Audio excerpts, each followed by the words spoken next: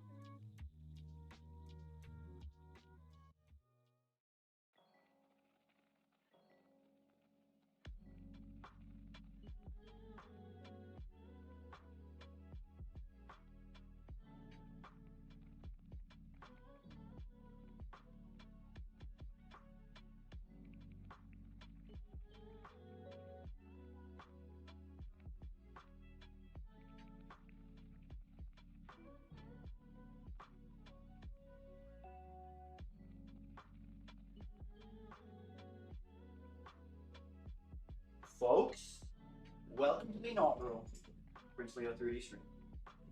Let's make sure our volumes aren't psychotic. Let's make sure this webcam shot works good. Nice. All right. Of course, this YouTube chat doesn't want to show up anywhere. Cool. Screenshot one, cool. No, not that one.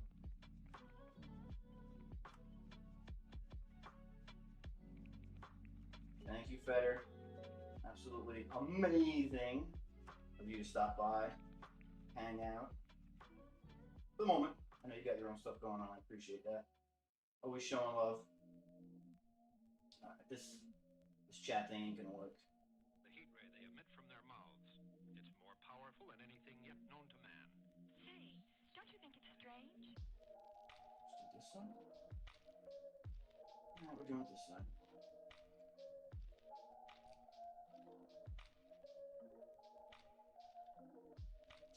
Okay. How's this volume for everyone? If anyone has a problem with this volume, just please have chat open on like 9 different things so I can see. I've been a little under the weather, have my tea ready to go. And next to us we have the Kingroon KLP1. Didn't know a lot about this printer. Zbanks.com reached out, wanted to send it to us so we could watch it on the screen. That's why it's here. Pretty cool though. It's the Core XY offering from Kingroon, obviously. Everyone's doing a Core XY, as we know, and this is now Kingroon's version. The thing that worries me, let me bring this. The thing that worries me about this is just this right here is the first thing that was kind of glaringly standing out. It's only apparently supported from the rear, kind of like those old Ender 5s, the original Ender 5s, where it just had the two steel rods going up in the back of it and nothing supporting the front.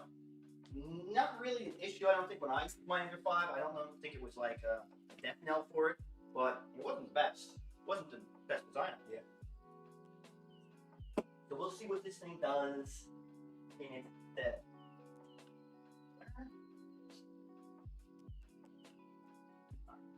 Let's get it out of the box. The Qidi X Max 3 was my last printer that I showcased. Heavy as all hell. 64 pounds, I think. It's heavy. It's not that bad though, but it's not light. I have another printer just off camera somewhere, much lighter, much easier to get into. So it's nice that these printers aren't getting lighter for me because I ain't getting any younger.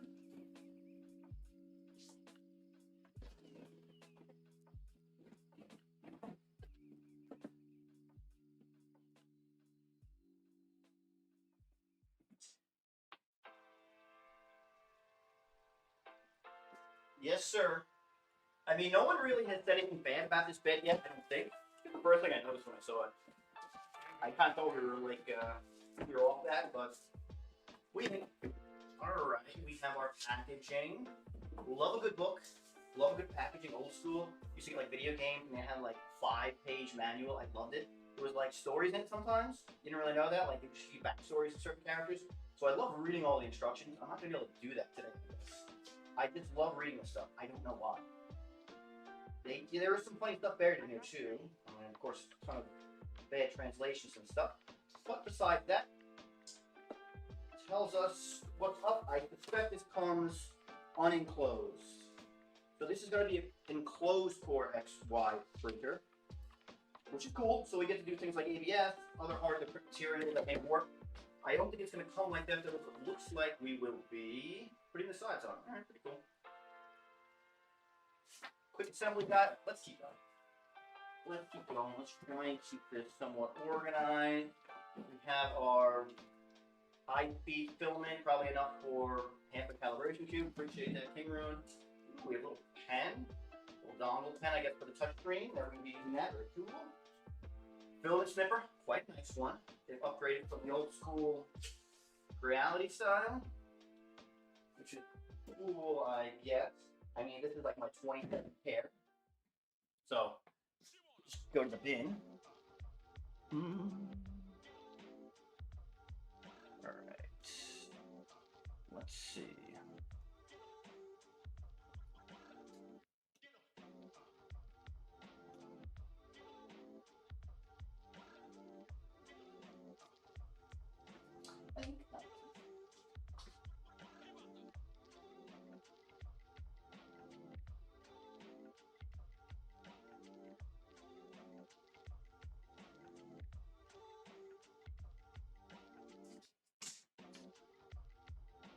Alright, and we continue. Bag of equipment. we got here? Get some light on. Do we need more lights? As if it's not hot enough. Do we need lights like this?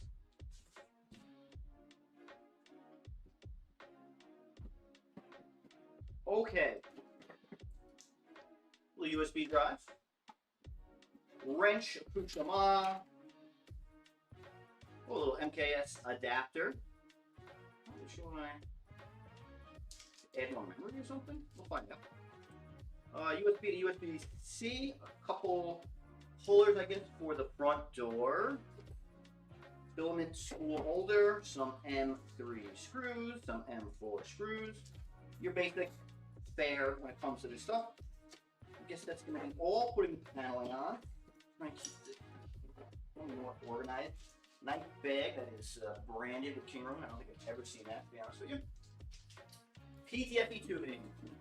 I suspect for the reverse Bowden system, I guess. It's pretty long. I thought maybe it would be on there already, but I guess not. All right.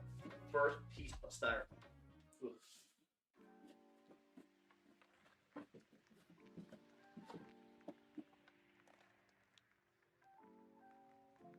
Styrofoam 1 down.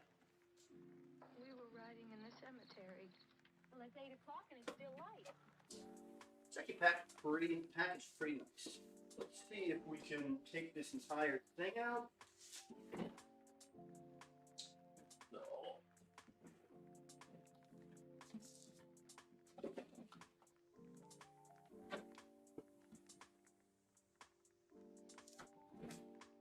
Not like that.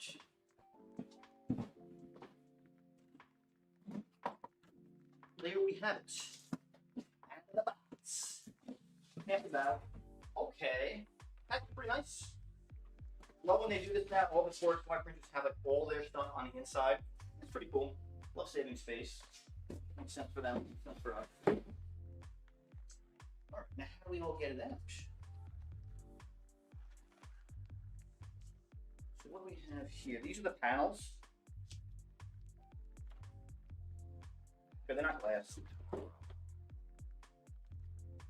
But that's fine. Nothing against that. I was curious what they were going to be. They're just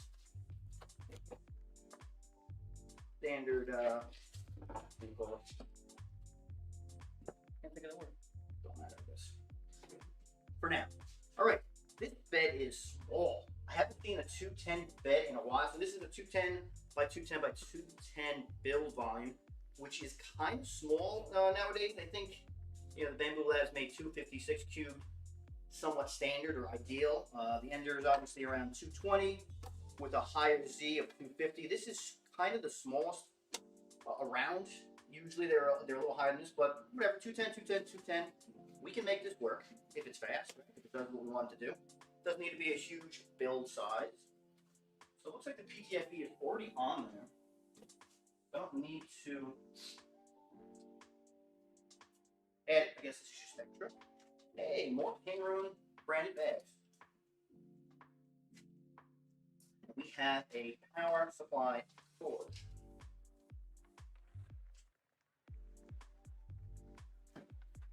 Pretty cute. Alright. So this is what we're looking at. Tops open, sides are open, front's open, obviously. We're going to put up all these panels. I don't know if I'm going to do it right away. I might just want to mess around with this first before I put this on. Because generally you're going to want to put the panels on, obviously, if you're printing something that needs a heated enclosure. I'm not printing PLA with this for the most part right now, at least. So I don't know that it makes sense to put the panels on, at least while we're watching. You can always do it, but I want to kind of just take it apart first and get to know what's going on with it. So let's find out. There are certain zip ties, I believe, on this. That's fine. Unlocking the X, Y, and Z axis. Remove the silver color fixing screws from the Y axis. Huh. They actually put screws instead of the zip ties, which is kind of interesting. They're nice enough to give us these arrows to let us know exactly where they are. They're just all along the frame. You can follow the arrow around.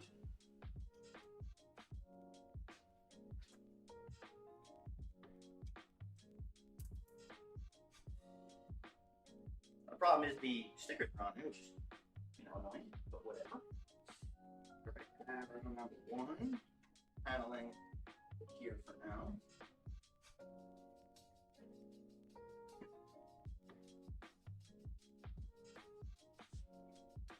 So it's just that one for the Y.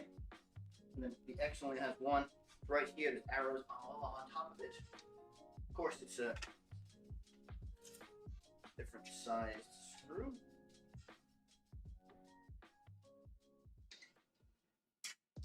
So it's threaded screws that are holding this on, which is interesting.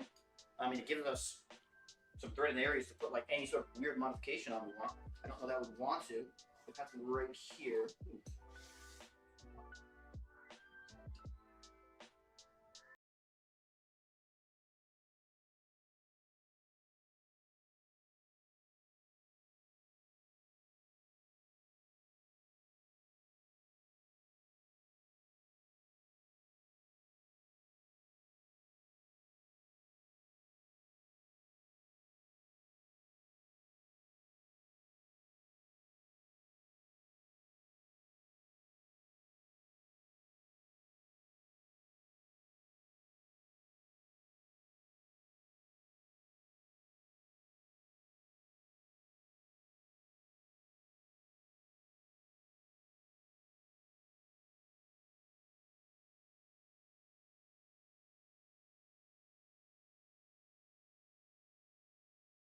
Completely panelless right now. I mean, I guess I do have other printers that can print the high temp material, so I don't necessarily need it.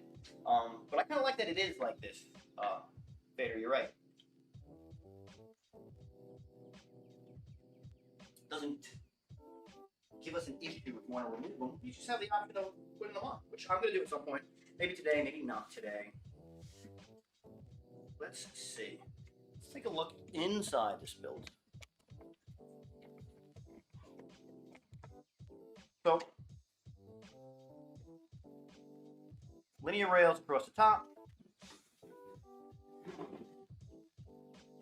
Also along the Y-axis. It feels a little rough, is the word? Movement? I mean, I guess we'll find out. Oh, we've unearthed more screws.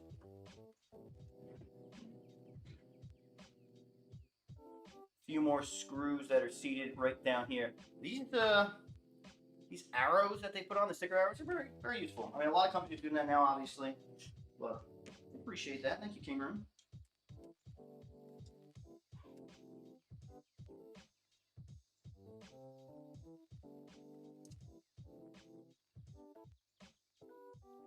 This ZX carriage looks pretty bulky down here, so maybe that's a good thing. Maybe it's not going to move.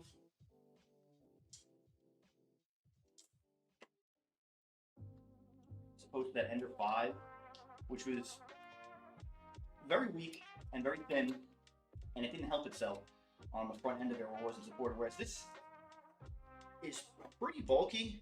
It's almost like a shoe. And it feels pretty sturdy up front, so we're going to find out. Time will tell. We want to read this manual. Remove the silver colored fixing from the ZX. Key is 4. Oh, we did that. Okay. I really want to remove these arrows now, too. I don't waste everyone's time while I'm doing this. I just can't help myself. Okay. Let's check these belts.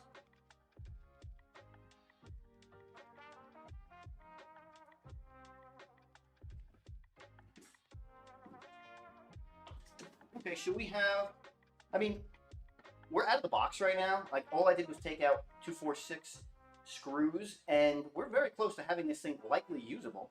I have to mount the filament holder on the back. I don't necessarily have to put the panels on.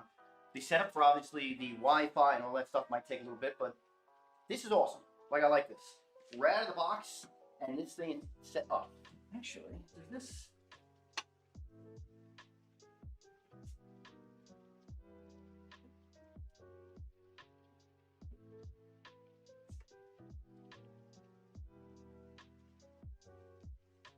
It's lubricated.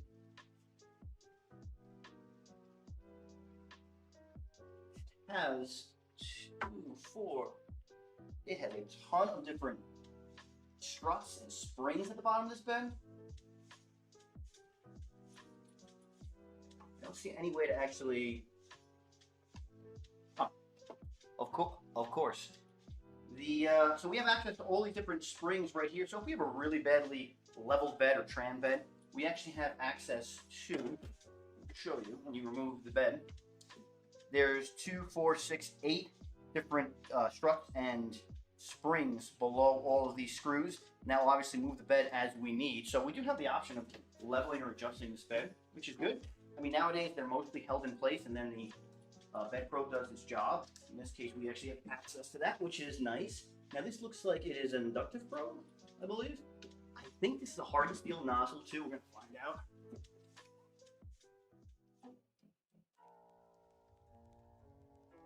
Feels pretty good.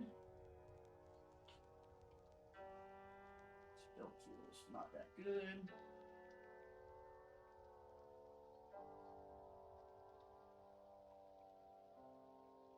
Can I see you a minute,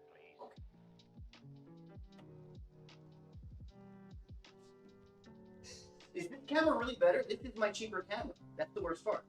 This is just like a Logitech Bria. I think I just messed with the settings on the Sony that they're not as ideal. So at least we have 2 cameras. I'm going back to this bad camera.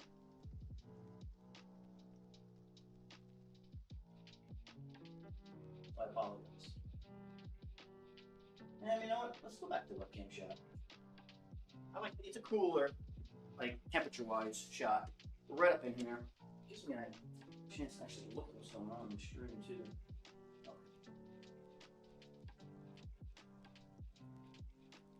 Okay, so if we were to put all these panels on, that's the next step. You'll check the films off the boards, board 2, and it looks very straightforward. Then of course we put the filament holder on the back. I don't want to do that quite yet. I don't want to open this high-end up. Just take a look what's going on under the cover. 1, 2, 3, 4. This is only the beginning. So there appears to be 4 screws just holding this cover in place.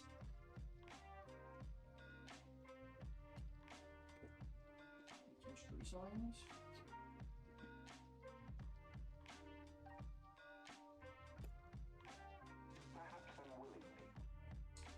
No further details available at this time. So I don't like this. The screw is so close to the the rails that it's hard to actually get an Allen wrench in there to open them. I know, but we ain't too worried about it. I just want to see what's going on under here. Nothing crazy. She feels warm. Maybe it's shock.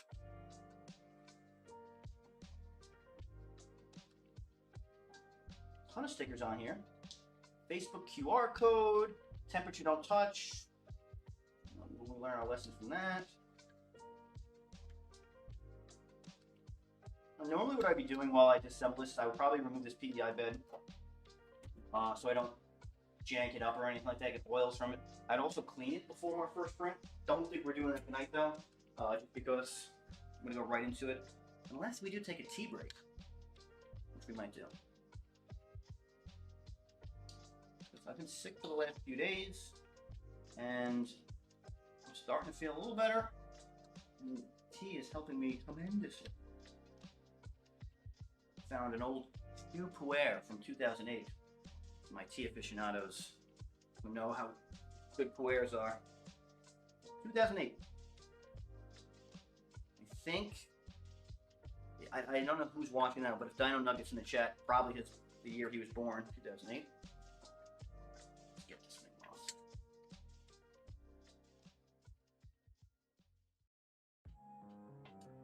Very standard setup. 515 blower, 24 volts, like everything else. Non-printed or printed fan shroud. We love that. Let's take a look. Get a little closer.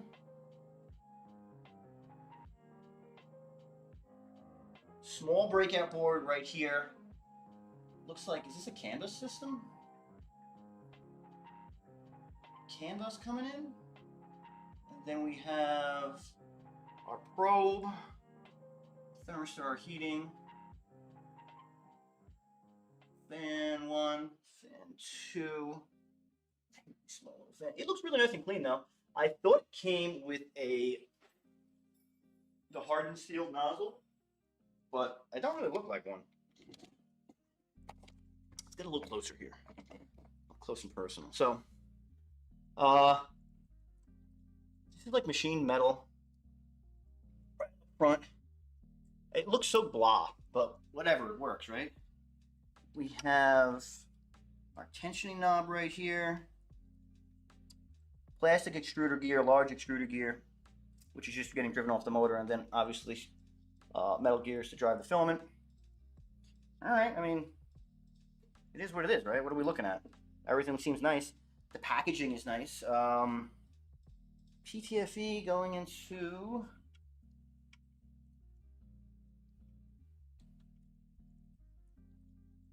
Let's see.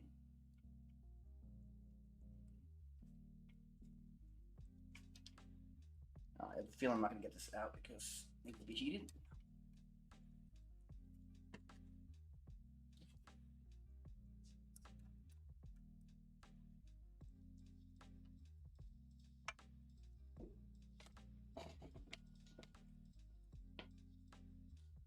Fader, thank you so much for stopping by. You were the lifeblood of this stream.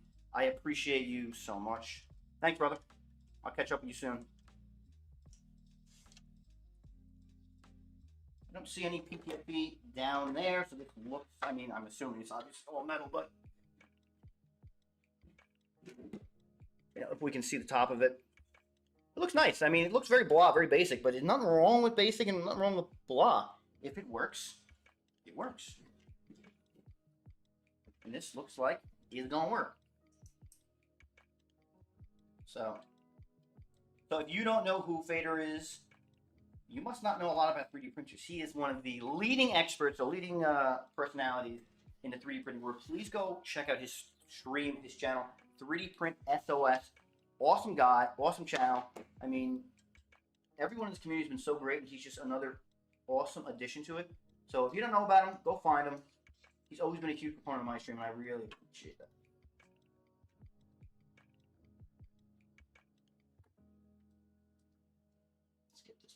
Feedback in here. Let's get this.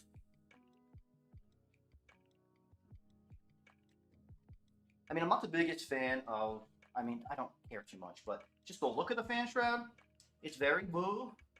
You know, it's just a big black box. So, more stickers. So it's something I definitely would like to print. Just upgrade a little bit. We love our little flare that we can give our printers, right? And this looks like it's asking to be flared up. Right, so let's get this thing back on. You know, normally I guess we could have seen.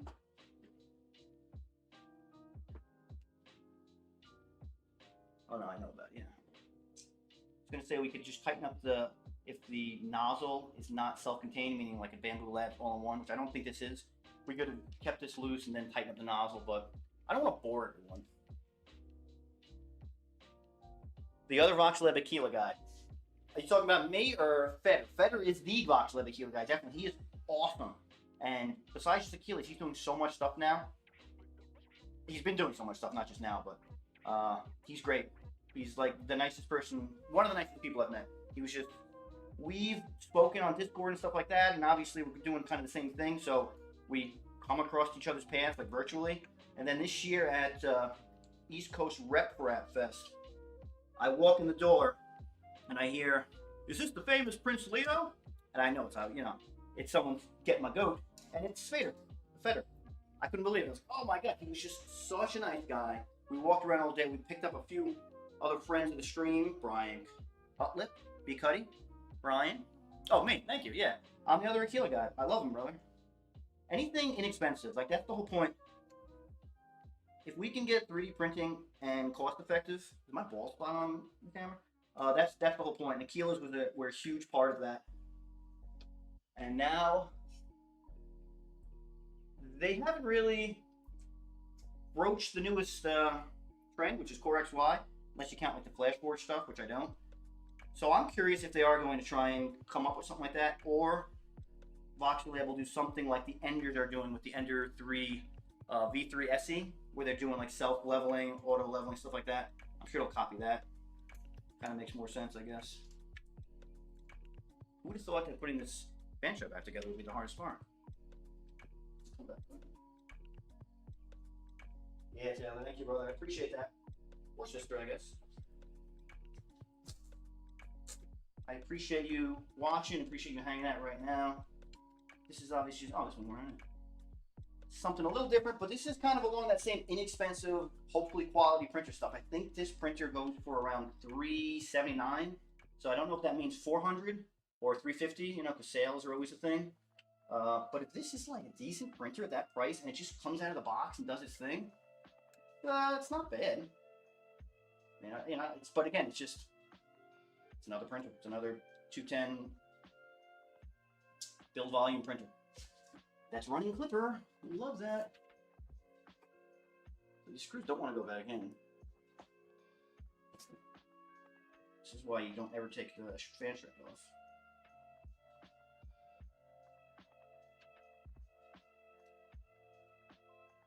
Contemplating just running this with only 2 screws in the fan strap right now. Come on, baby.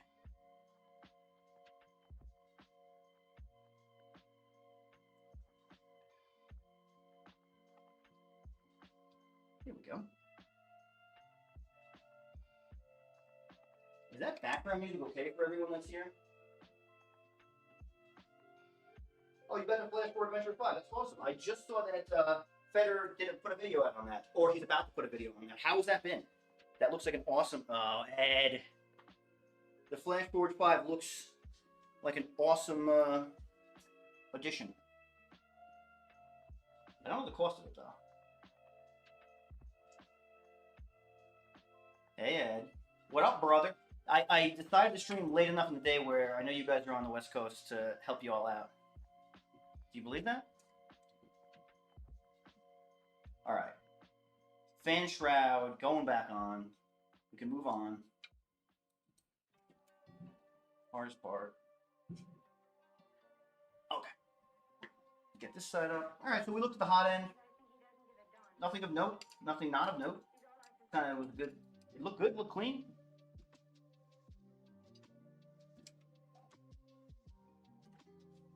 So let's keep going. I think the next step is really plugging it in and turning it on. I don't even know.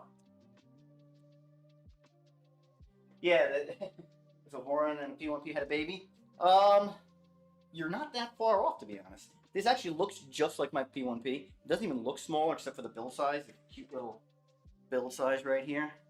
But it looks so similar. I do like this cool touchscreen. Not that I'm really into them.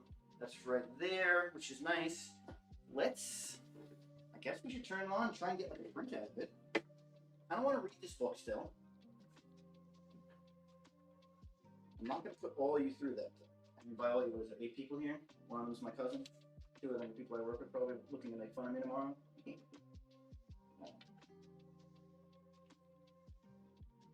just want like a quick start guide. I just plug it in and that's it. Configure network. Is there a IP? Whatever. All right. Let's go back to this benchy. Is that the first print? I don't know. Should I bring this in a little bit?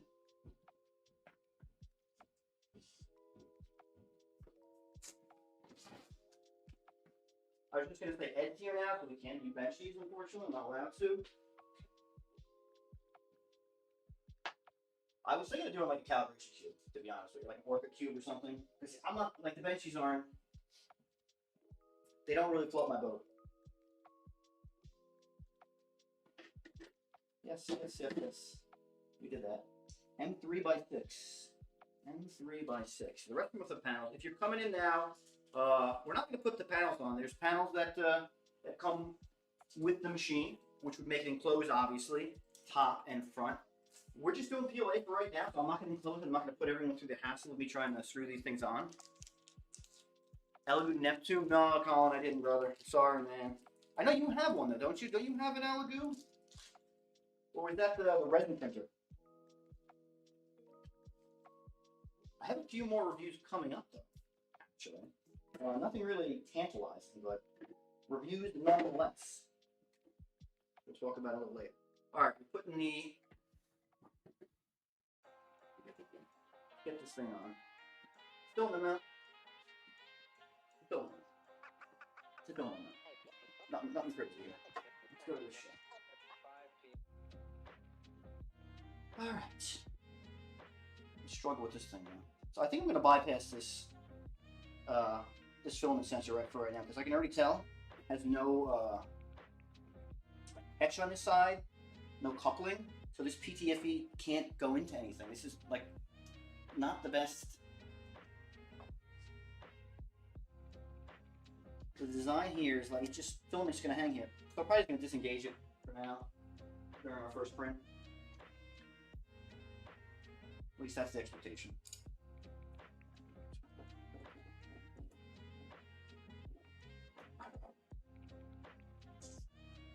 I don't want to get more tea.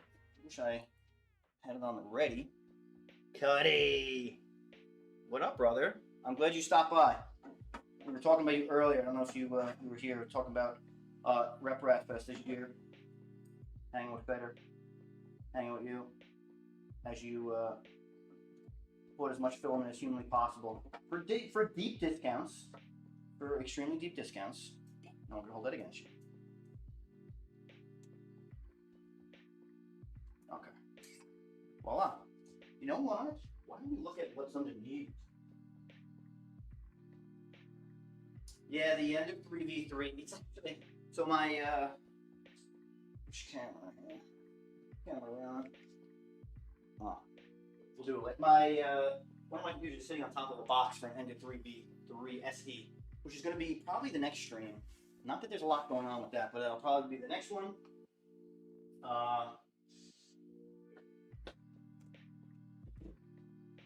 Let's look underneath this thing. Let's find out what the electronics look like. I'm actually pleasantly surprised with how the high end looked. It was really clean, which is nice. I am curious to know if that's how the rest of this is going to work.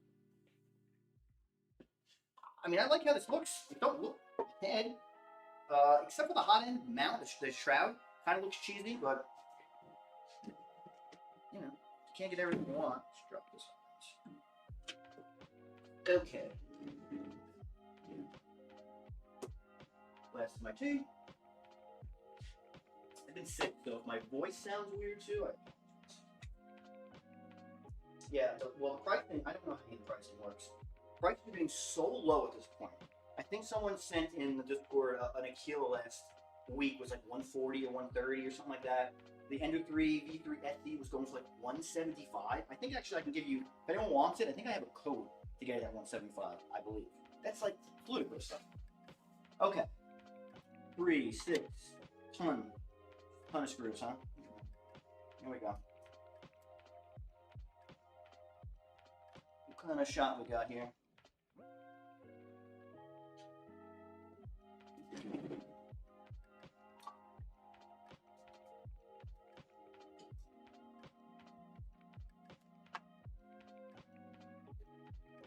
I wish I had my actual not impact driver, but screwdriver style screwdriver, the Allen driver. This would be a lot easier, but it broke, of course. Jeez. Smooth camera switch. Yeah, thanks, Mr. Bojangles. I appreciate that. That's all OBS, brother. I got nothing to do with that. If my bald head gets in this shot, this is why I don't stream. I'm looking over at the camera every now and then. I can see myself. These angles are not flattering. So depressing. Oh, this screw is stripped. Nah, great. All right, so we've encountered our first completely stripped screw right out of the.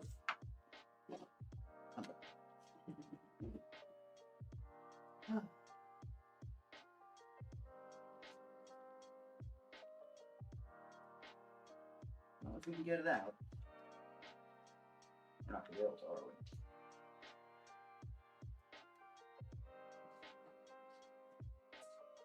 All right, so maybe we're not looking at underneath. First black spot on this Kingroon's reputation here.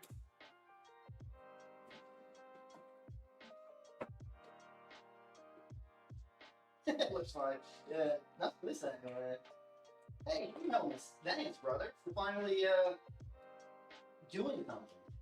The chat on the screen right now really stinks, and I apologize. Stream Elements isn't forwarding or populating YouTube chat properly, so I had to do some weird, like, wonky sort of hack thing. So it looks really bad, and I apologize. That's like a non-starter for a lot of people, and I completely get that. It's going to be improved, hopefully. I just wanted to get this started.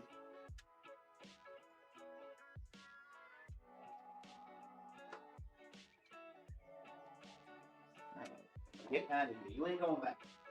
You ain't going back.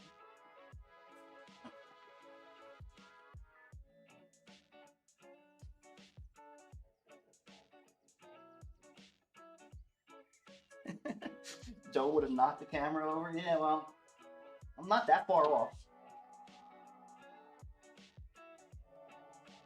Alright, here we go. Now we're working. Hey, why didn't I use this in the first place? Good question, right?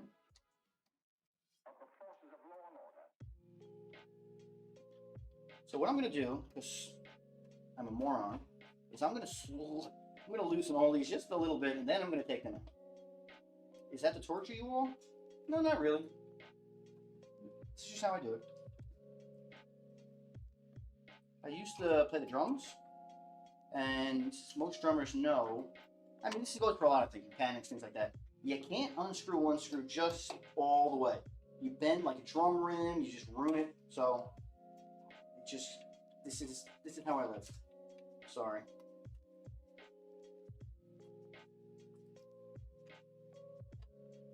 I probably won't even put this back on, just for the stream, so we can get going.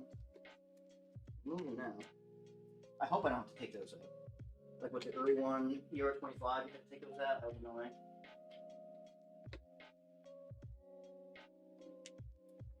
Polished print. Is that a bold head reference? I like it.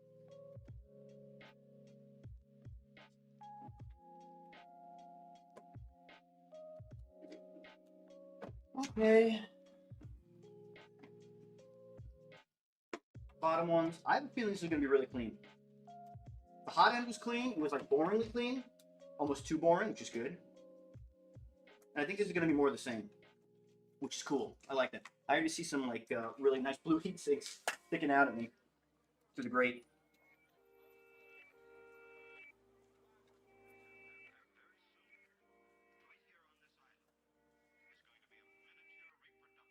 The wife is home. What do you think I can? Is she watching the stream? Bring me down some tea. Okay.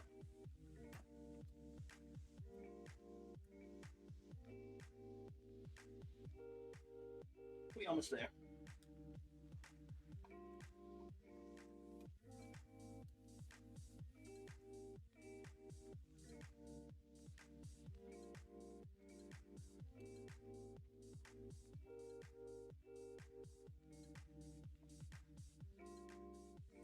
And then after this, I think we're just going to get up and start printing, hopefully.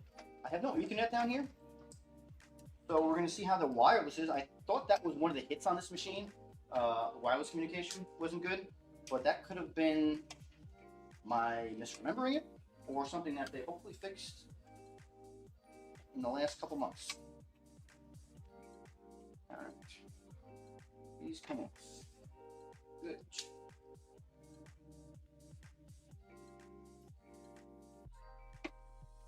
All right, and the reveal.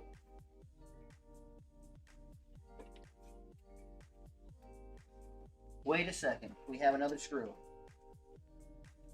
Of course we do. Do I have an electronic screwdriver? Nah, I ain't bougie like that.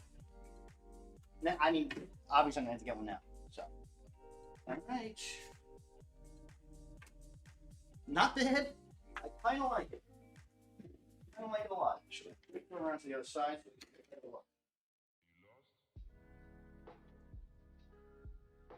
We're gonna use this plotter, this pen that we gave us. Kingroon KP Cheetah V2.2. I love that it's called a Cheetah. I don't know why, but I like that. Super clean. It's a Giga device chip right here, so it's your GD32. Whatever, we're familiar with it slightly, right? Ooh. So we have two ends that are ferruled. We have two that are not, and this one looks burnt. Like, am I right? We're gonna have to check this out.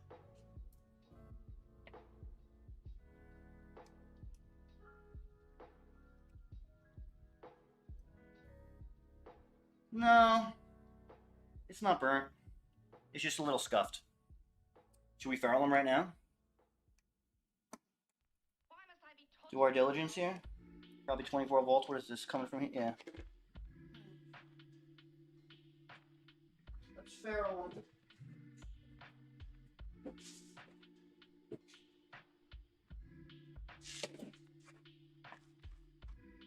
Boom. Amazon.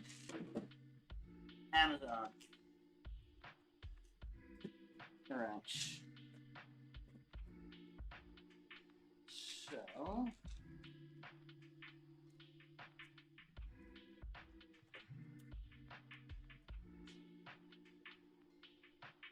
Same board that comes in KP3. Oh, really? It's the Cheetah? Oh, great. Okay. So this isn't really doing that much different than I guess, which is not a bad thing.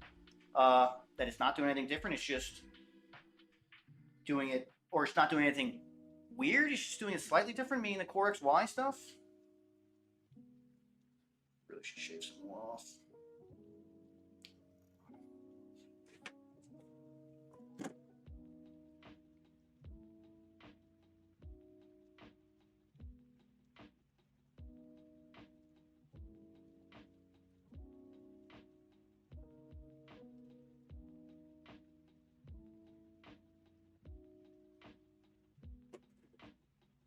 One. The tool headboard should look like a Canva. Yeah. Oh yeah, it looked. I thought it was CAN bus. I thought it was connected over CAN bus.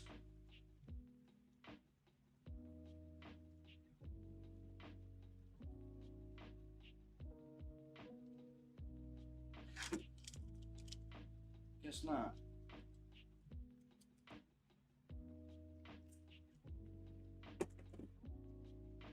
Barrel. All right. Does anyone remember which order they were in?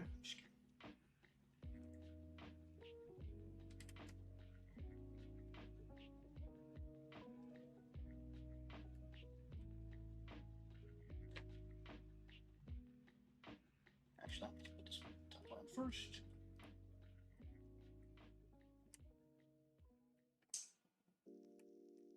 All right.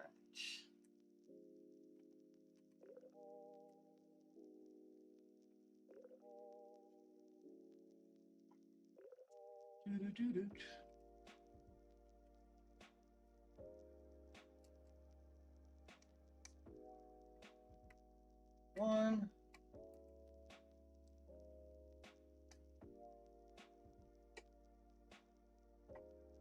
All right, I feel safer. Hope you all do. Yes, that CD. Thank you so much. I appreciate that. I probably would have forgotten. Let's see. Anything else to note?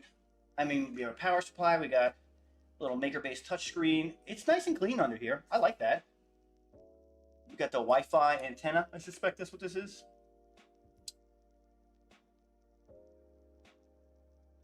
Single open port right here.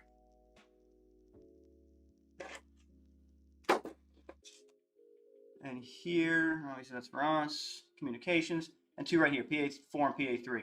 We could use. This is the extruder.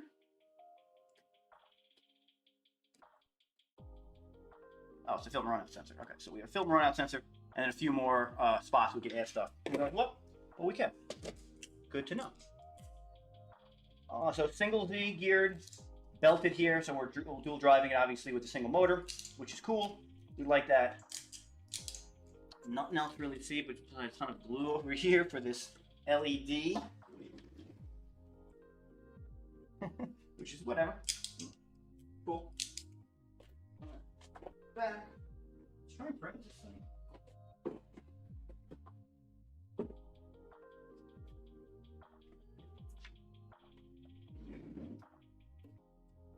I'm not gonna throw all the screws back in. I'm not gonna put you all through that pain.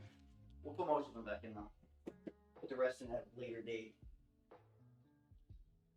Yeah, I like the Gear Z as well. Everything looks really clean here. I like that. I mean, but at the end of the day, this printer is what this printer is so far. It's going to be a $375 210 cubed Core XY printer. If you're looking for print, you know, hard to print materials, ABS, stuff that's going to warp that you need an enclosure, this might be it. Hey, that doesn't go like that.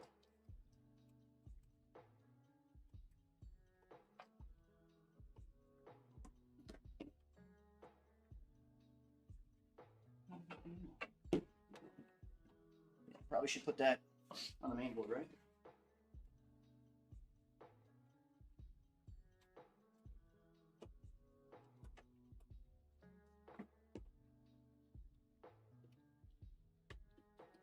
All right, we'll put like 4 in, not foreign, 4 in.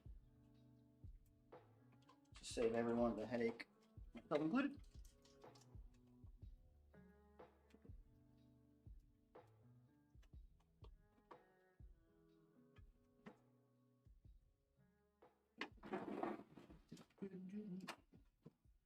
Then we'll turn it on, try and get it hooked up to a Wi-Fi.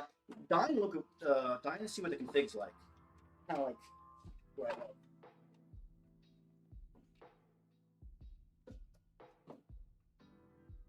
We can contrast and we can compare as well. Yeah, I know that K1 price. It was like ludicrous right now. What is it, $350? So the K1, which is bigger than this, 235, let's say by 235 by 250, cheaper than this. It's been out longer, so it's got some more reps under its belt than this, I think at least. Very impressive though. At that price, I don't know if you're looking for that kind of printer or this kind of printer. Very hard to say no to that.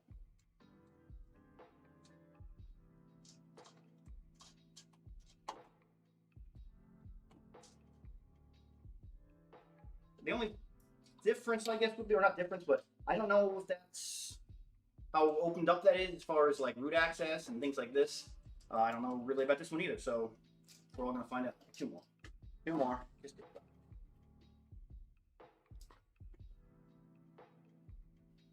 come here. Yeah, okay. I will remind anyone about the deep discount at Micro Center. It's, to be honest, it's outrageous. What's Micro Center doing? It's got to do other deals. Nah, Micro Center kind of stops your deals, right? They just do one deal and you can't pile them on. I remember you used to be able to open up the box of inland filament, and it was like 15% off your next box, and you would just be able to use it right then and there with that box of filament, and they were cool with it. And it was already the filament's already pretty cheap, $16.99 or something like that. I think it's all went up now, but we can still find cheap filament. I have a box of Kingroon sitting around, showed up after 3 months. Thank you very much. So I guess that's what we're going to use today for this. Breaking a Kingroon with some Kingroon. One more and we're flipping her over. No panels, no screws on the bottom. I'm just getting this thing going.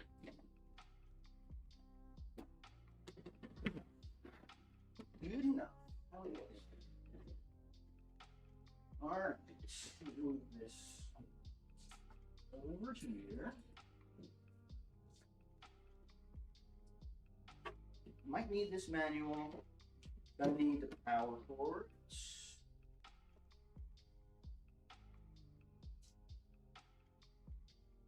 Yeah, I mean, listen, we know, I think I know the MKS username and password at the back of my hand because this is what the quick uses, and to transfer files over forever, I had hesitation to it through WinSCP. It was a nightmare. So we should be good at that. Let's see, do we need anything else? Keep this out, keep this out. We don't need this at the moment. Keep this out.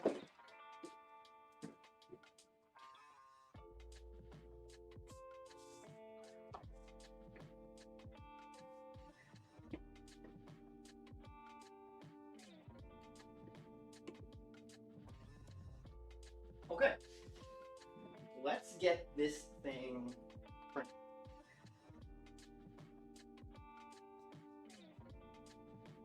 Or let's get this thing printed. And then we'll get it printed. No, the K1's bigger than this. Hey, oh my god. Came over. The guy is the nicest person ever. Why is he doing that? I think he's streaming right now. Everyone should probably go watch the stream. It's gonna be better. I have no doubt it's gonna be better. This is my first stream ever. I have no clue what I'm doing, so I'm going to mess up a ton of things for the printer just because I'm worried about what I'm doing. So apologies all around. Also still feeling a little sick. Huh.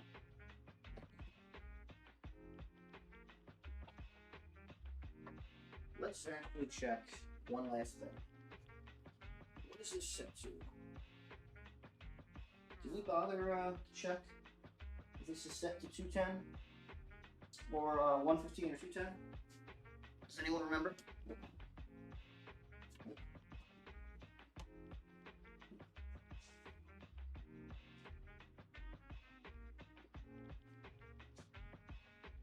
Another printer that Leo is gonna make me want to buy. Yeah, I don't know, man. We were talking about how deep discount the K1 is right now. He told us to say hi. Fair enough. Go back to him. He's the best. All right, I think I'm going to switch this over to American Voltage. That's my guess. And you guys forgot to remind me, you guys and girls. No, never mind. I can see it. We're lucky. We got lucky. Should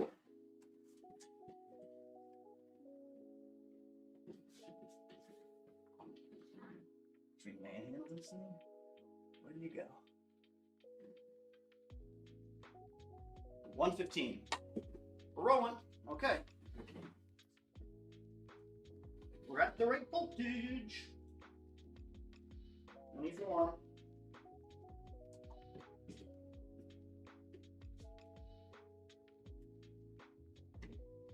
Start it up. Scary beep. K1 is 220, 220. No, this is 210Q. So 210, 210, 210. And I think the K1's also 250. At least the other enders were, so I'm assuming it is. I don't remember off the top of my head. Katie. Is my boy Mike watching or just Katie? Probably not Katie.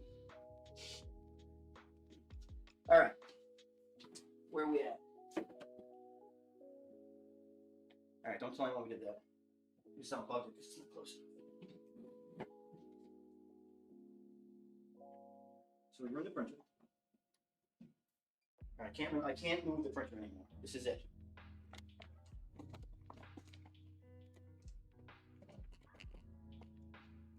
How's that? How is that?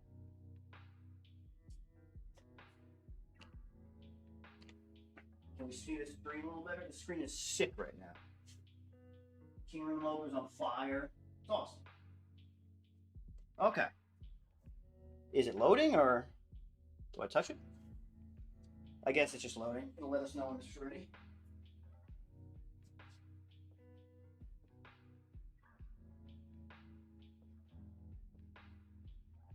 I'm sure I broke it when I unplugged it. Hopefully not. I'm dying to use this pen, so I can't wait.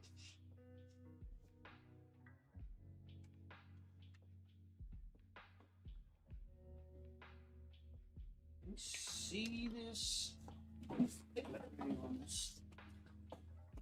All right, so I don't know if you can hear this on the stream, but this fan's loud.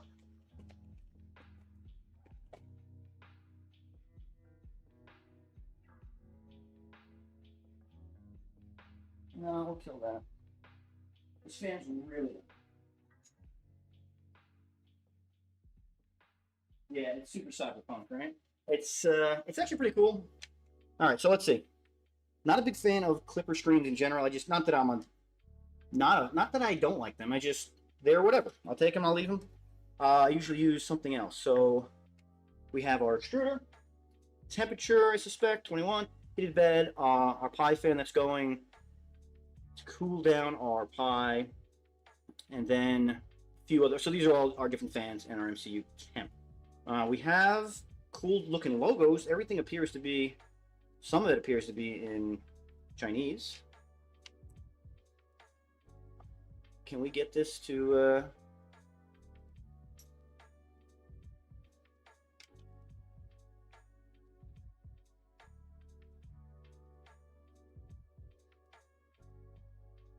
no. Where's English? There we go.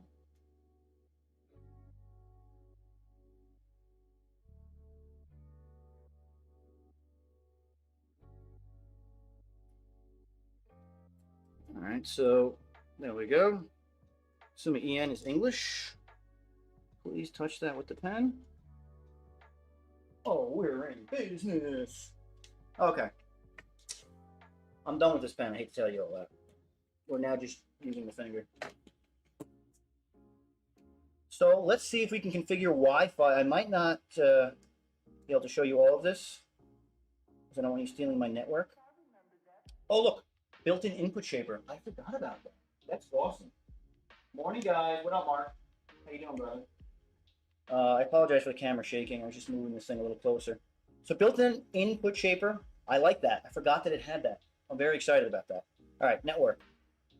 We have a guest network. I could log on to that. All right. For the moment, I'm going to not let you see what I'm doing. I don't trust you.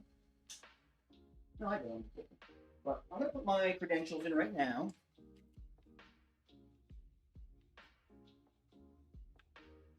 SSID. Jeez Louise.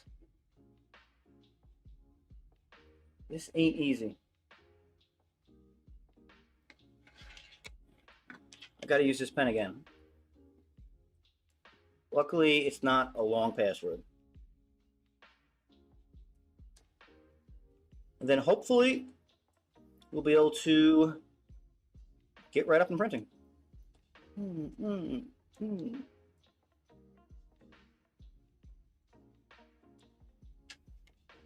Starting Wi-Fi. We're connected.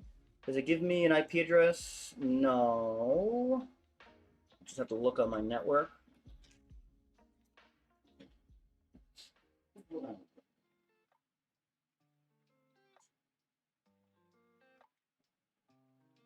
Okay, so here's the menu system. Home screen, temperatures. If we wanted the home for the first time, which we'll do that in the light, we'll do that. Tells me the time. Is that what time it is right now? Can't. Must be off by now. It's at 9:19.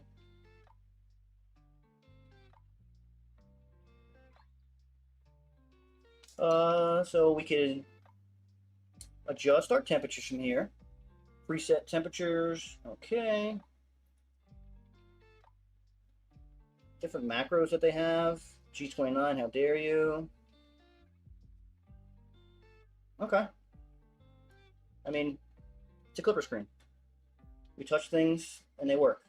I love the print button. It's a 2D printer, like an actual paper printer. That's cool. You couldn't get like a 3D printed looking thing. So here are our different calibrations on the configuration menu. Input shaper, one that I'm very excited about. Before we mess with that though, I think we should log on to the front end and see kind of what's going on there. See if they've, I have to assume they've put this through the paces already. They probably already ran this thing once, I think. So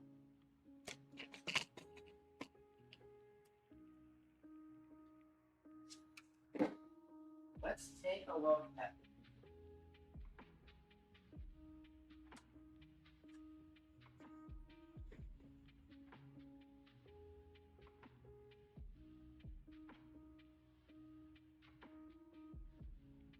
find out real quick where this is on my network.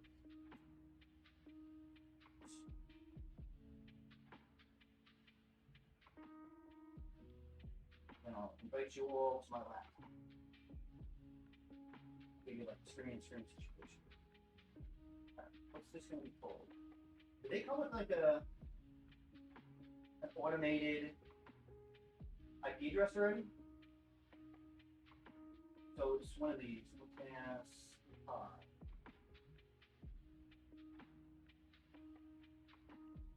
18, right?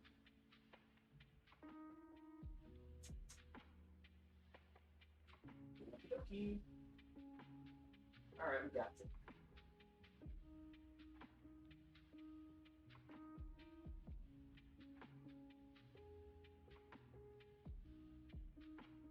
All web connection. This is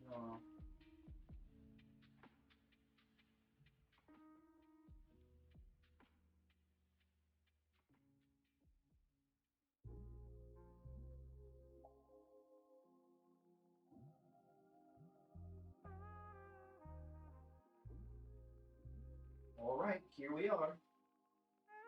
We're at our front end. Do you want to be able to see me right now?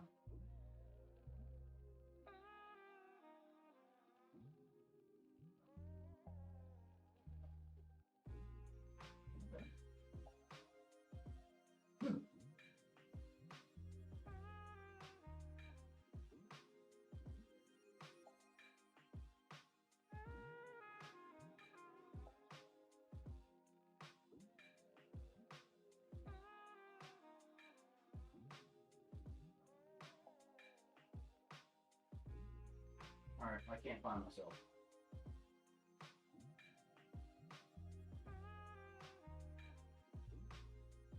We're just gonna go to this. I apologize. Okay, so we're at our front end. Pretty cool. Kind of Chinese writing. Fine. I don't know how to affect some of that change. Onboard print file. A bunch of benches. Violent one. That's always nice. Take on some fresh advance.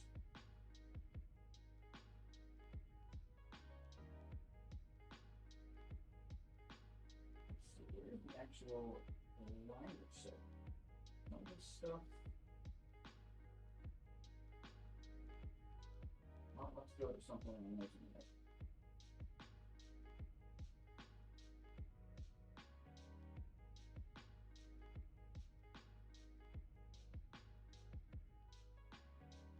display line, English. Display line, English. Open. Alright, folks. No VPN. Get added. You don't need it. Alright, so this is it. We are now, it was that quick. So we turned it on, I sent it my IP address, and we're in. That was so simple. I loved it. We now have access to our 3D printer. We're on Clipper. We can start printing if you want to, obviously. Take a look at some of these configuration files. We can look at these while we print. Let's go ahead and own our 3D printer. We can all watch that together.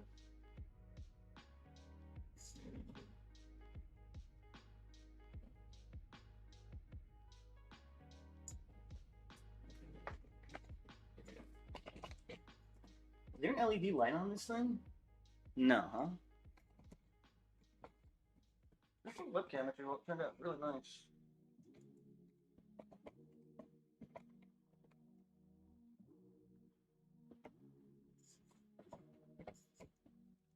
Alright, the first homing of the machine. Let's see how it turns out. So the fans on this are really loud. I'm not sure if you can pick it up. I'll put my microphone close to it later. Everything's moving nice. It felt a little rough on my hands when I was moving it before. But for right now, it seems to be moving pretty nice. I don't know that there's anything that I have to worry about before I do the first print that I'm forgetting about. This is kind of just going through the motions here. Pretty cool. This bed is like just, this unit is just like massive. movement seems free and clear. Stepper, stepper, stepper. That's belted that we saw earlier.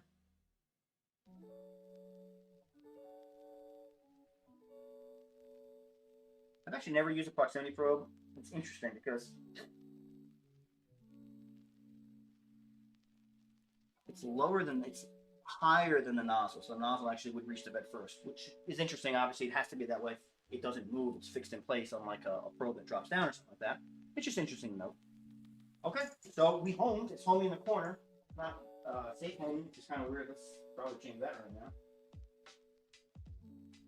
Oh, God.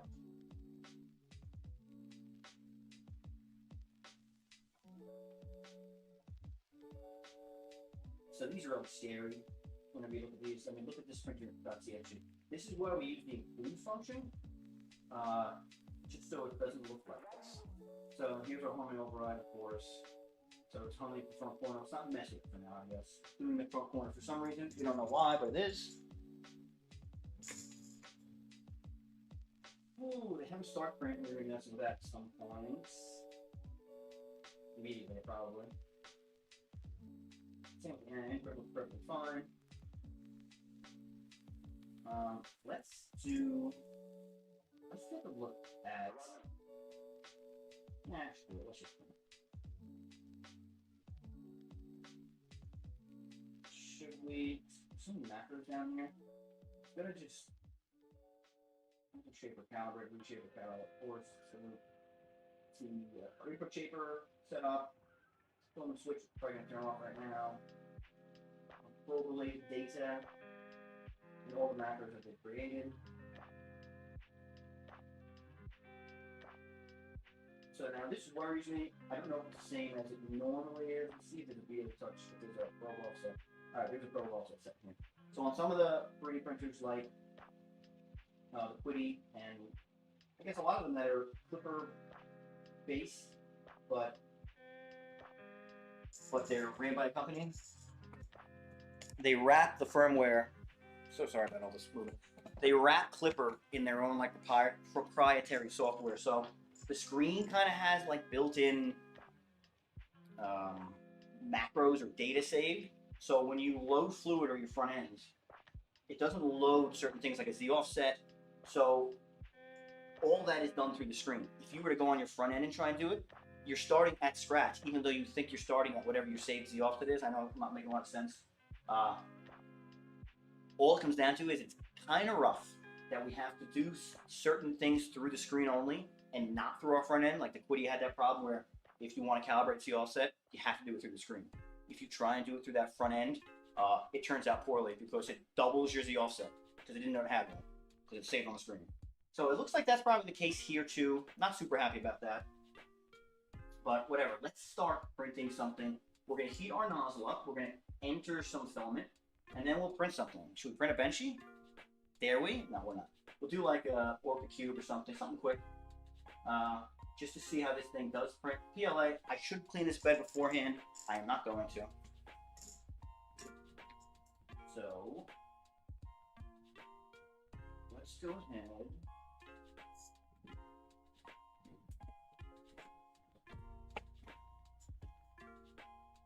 And heat up our nozzle. So I'm going to heat up the nozzle, and then I'm going to bring in some filament. It's going to be Kingroon filament. We're going to keep it all in the family here. So 215 is what I usually heat the nozzle up to do this. I'm going to lower the bed a little bit too. Bed lowers in the wrong direction, of course. Just at the end of 5. Up is down, down is up. Something to keep an eye on. That's why we raise it only a little bit at first.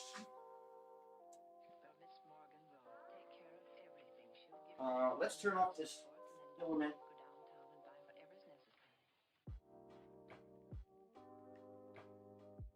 I promise this will get better. This whole setup here where I look at it myself.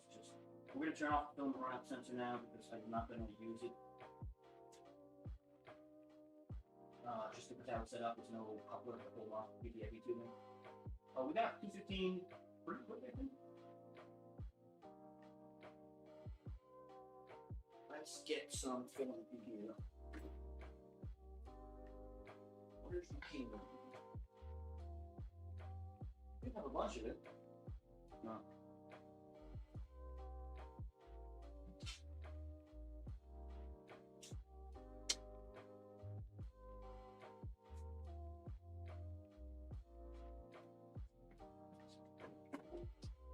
Well, it fits nicely.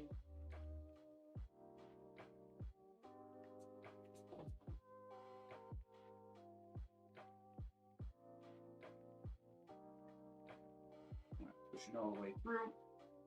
It's now down at the front or at the top of the extruder. I'm going to start extruding. Well, the printing portion will be accompanied by a beer or coffee. Armor 3D, what up? Good to see you. I know you've been on some of my videos, leaving some comments. I appreciate that. Good to see you in flesh. Will there be beer or coffee? Definitely not beer. My first treat night, I don't do that. But I would like there to be tea. There might be some tea for it. We'll see. Okay, let's extrude something now. We're at 215.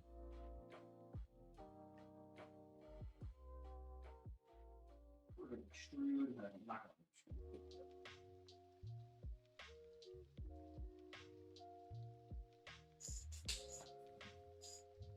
Pushing it to the nozzle right now. It caught, I can feel it getting pulled. Ooh, we have some greenish PLA that came out. Kind of cool. Like a nice little color there. This is like skin colored PLA. It's not the best, but it's bright, so I figured that would be good for us.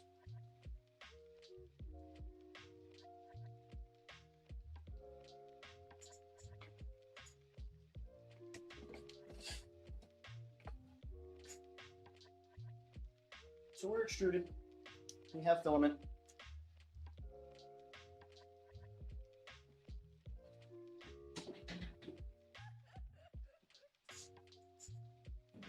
So let's slice the model. I'm not going to use any of the models I have, unless you guys want me to, and girls.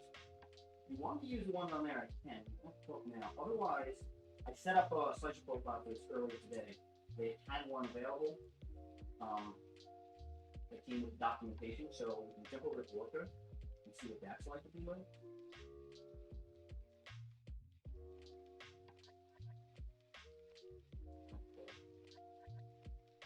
And we can cut ourselves up a calibration cube or something cool. I like the Orca cubes. They're rather quick.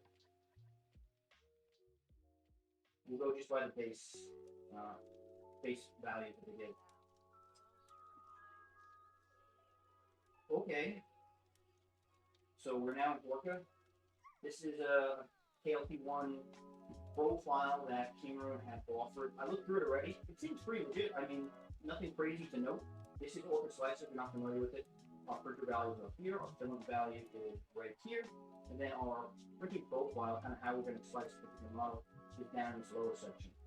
The one thing I did notice in the filament, their flow ratio, first of all, they enable pressure advance. We should probably do that sort of tuning, but not. So they enable pressure advance from the filament. I don't do that. And the flow ratio here is higher than 1, which is kind of weird when you make that 0.98. Kind of what the standard PLA values are. And I also noticed that the printing temperature is really low. For a printer that's going to try and print kind of fast, I don't know that these typically are going to work. So I'm going to bump them up. We're going to go 215, 215. That's fine. So we're 215 everything. Max volume electric flow is 12. We're going to calibrate that. Actually, could that be our first print? Let's do a first print and then we'll do a calibration. So change the filament just a little bit.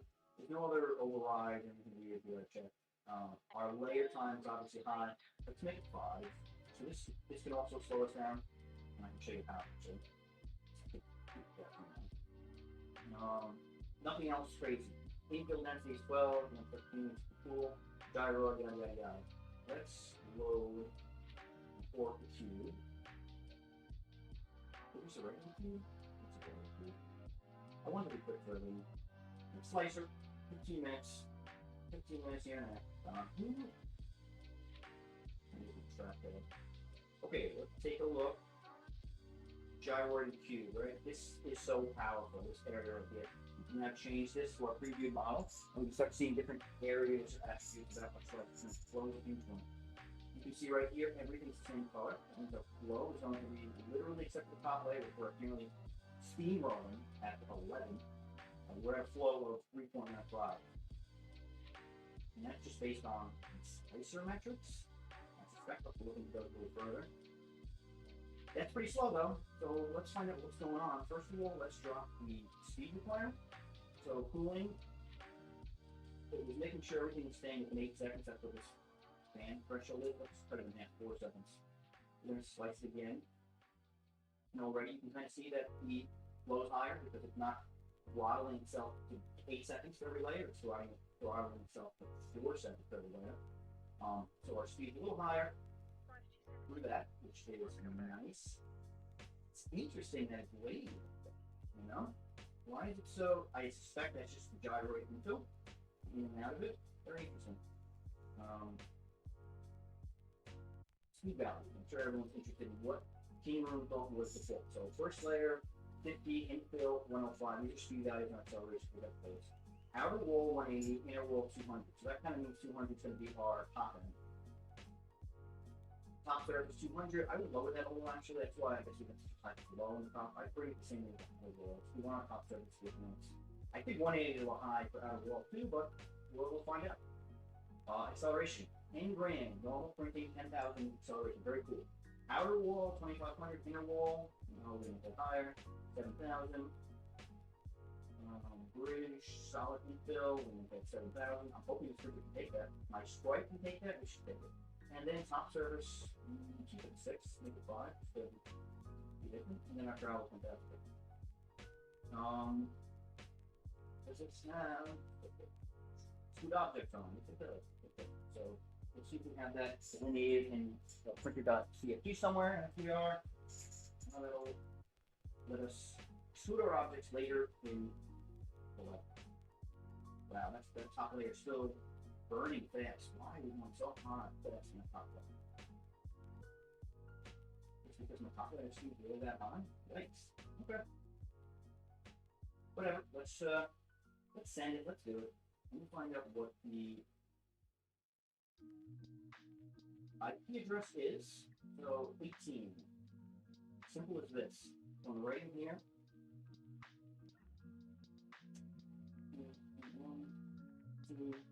I can put the IP address in over slicer, test it, make sure it works. Now I can send it right over there. Awesome.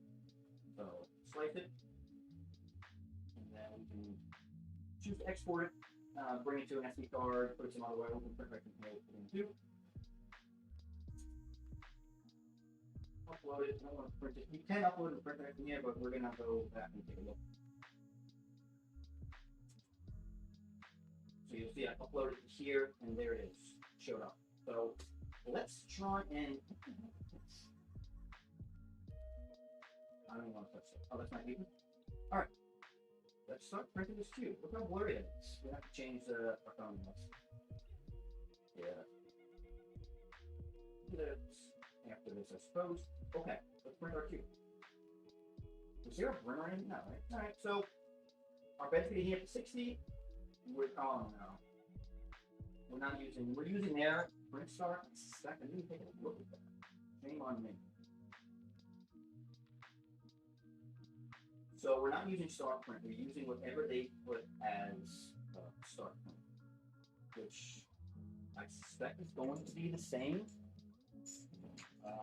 Bird, reset, home. We're going to use, it doesn't even call it a mesh. Home all axes.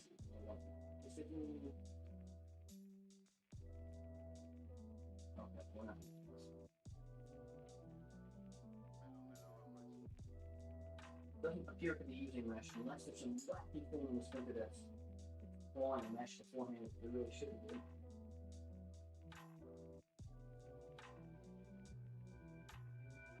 Look at this variance. No.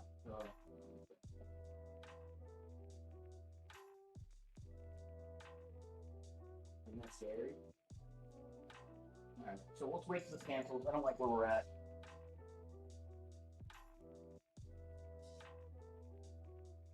Is a fan noise that bad? No, you can't.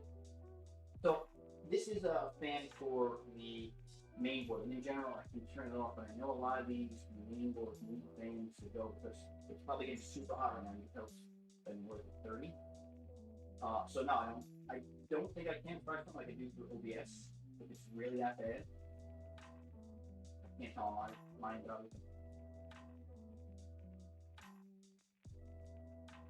so we're gonna cancel the sprint. We're gonna go and start a new print with a different print start, with a different start print macro.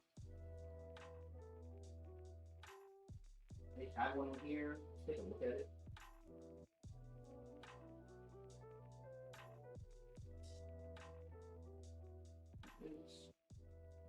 Just setting stuff up. So I guess we're stealing it from the beauty of Clipper, right? We're going to steal it from someone else. I'm take the same exact start print macro that I have in my footing, and we're going to smash it.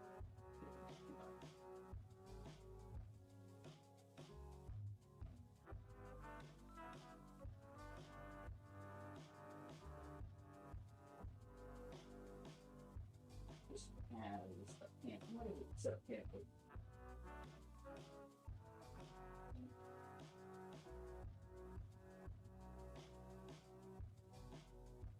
Okay, we're back. All axes.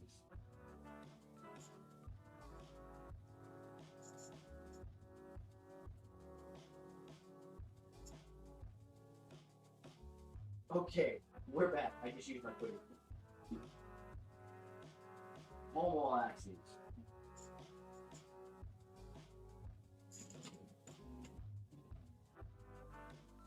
What's with the Chinese fonts? It's just the Kingroon's like straight from Shenzhen, I believe. So everything on here is theirs. So these are all their fonts. These are all their files. We'll cut through it. We'll we'll make it look better. We'll make it look nicer. In general, we can just throw them in Google and it'll translate. Usually it says things like extruder or this is target temp, heat panel or whatever. Who knows what it can say? But that's why. But the Clipper side language we learn, we understand, so that's what we'll do. Alright, we homed. Let's draw that image. Curious to see what it's going to look like. This variance is like kind of pretty good.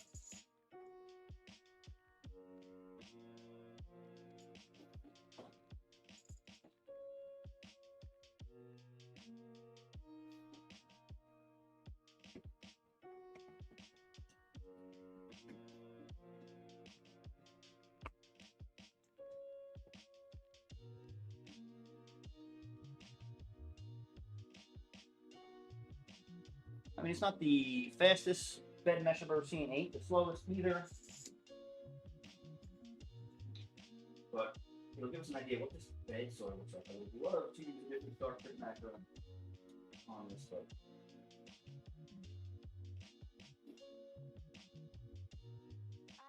I might just fiddle with the one we have now, just to get it out of the way.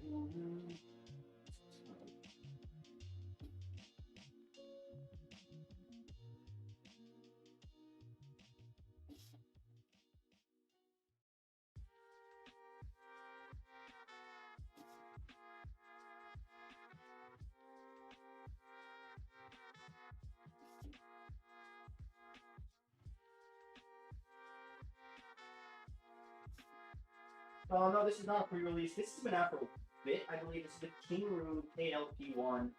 We're just taking a look at it. I know that other people have seen this before. It's out there in the wild.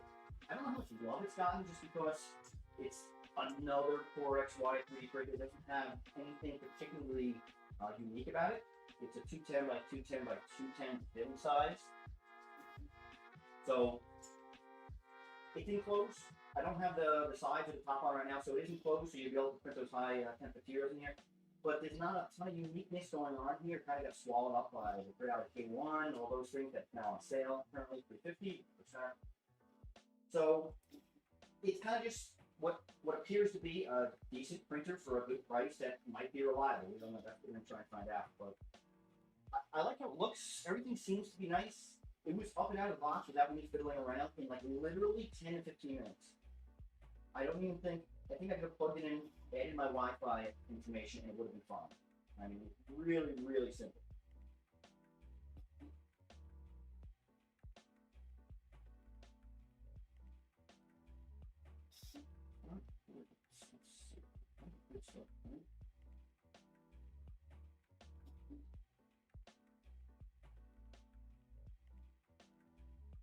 gonna add, I'm gonna use whatever software they had at Orca. I'm just gonna add all of that mesh.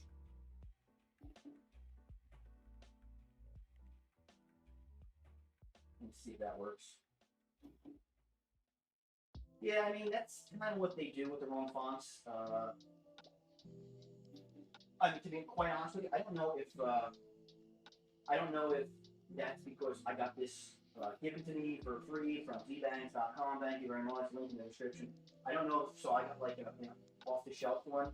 I would hope that if you paid $375 for this, it wouldn't come with like Chinese fonts to an American buyer, like from Jump Street. When I turned it on, the Clipper screen, it's got a touch screen right at the bottom. That was all in wasn't in English. So that's a little rough. If you spend $375 and you open this printer and it's not in English, you know, I could see someone being upset with that. I don't know if that's the on-the-street printers or that's just the one they sent to me. It's like that. It's just kind of like in their factory and wanted to get rid of it. I hardly know how we were just being too selfish. Okay. What's going on here? Where's my bed machine?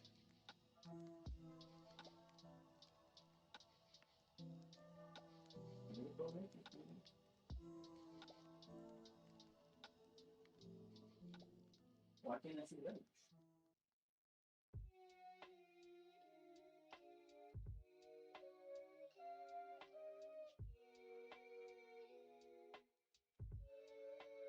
Why isn't it visualizing machine? It's kind of weird. Is it because it's that bad? A balance of 3? This can't be. That's wild.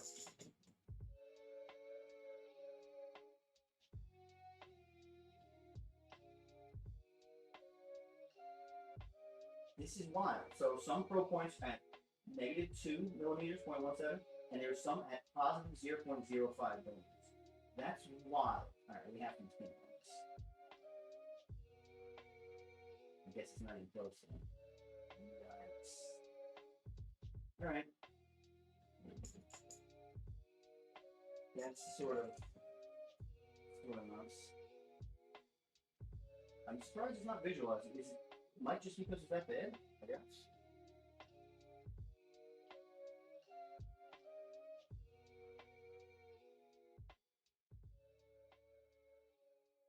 You just gotta realize that everybody's gonna be on your tail from 5 o'clock. Let's see if this until has Clipper full adaptive mesh and purging protocol on here. It doesn't.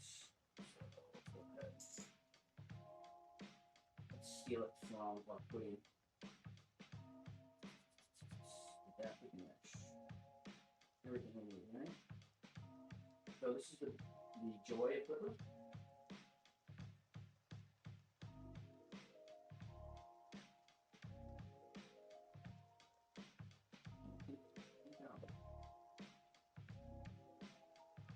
Now we go to our Kingroon and we can just upload it.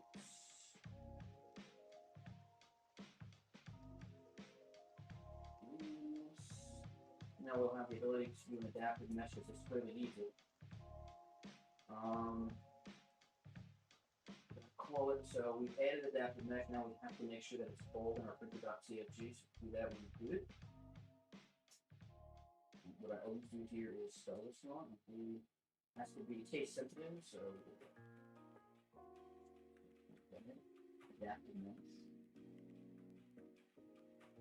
Adaptive underscore mesh. Okay. Adaptive mesh. We make an alteration to the print start as well. I'm going to steal the same exact print start, copy, paste it, goes in here, add file, hold macros, CFG, inside macros, just get that, start prints.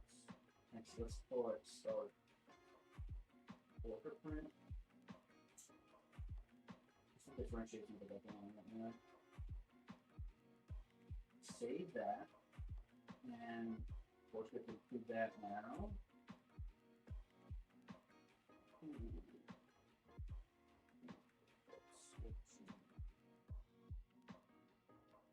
Okay, we're not done. We have that working. We need to get it working. and focus source.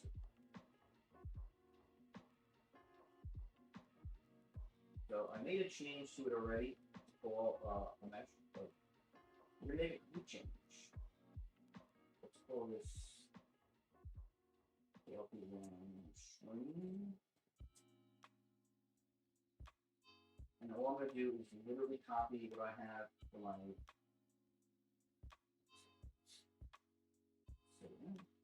what I have for my pretty, and then bring it right here. And this is going to be, I'll keep everything in front, probably fine. Okay, so now what we just did in like 3 seconds, thank you Clipper, is we added, hopefully, adaptive meshing to this machine. It's using extrude object. Let's double check it actually has it. It's using extrude object. So we'll be able to now mesh or probe just over the area that our print is on. It will give us more accurate print. And for the horrific mesh that we just saw, we need it. Okay, let's try and slice this again, making all those changes, and let's see if it works this time. Let's always can't do if we add the adaptive mesh stuff. Sure, there's going to be some form of mistake here. If we went so quickly, I'll tell you what the mistake is right now. Firmware restart, we made a bunch of changes and we saved it. We didn't restart our firmware for the effect. So we, I know another one. We've made all those changes. And we sent this over. This is no good because I named my start print something a little different. I named it start corporate print.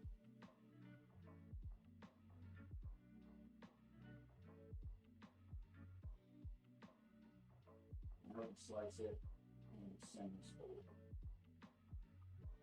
Alright, here we are. With the cube that just came over, just off our disk, just on our disk. Let's try it. So already a little different. I don't know if you remember from the first time we tried to print. It just kind of did the bed. This is going to preheat our bed and our nozzle for us. We are going to do, or this is going to probe our bed just over the areas that our print is. Let's go to our console and show everything's working so far.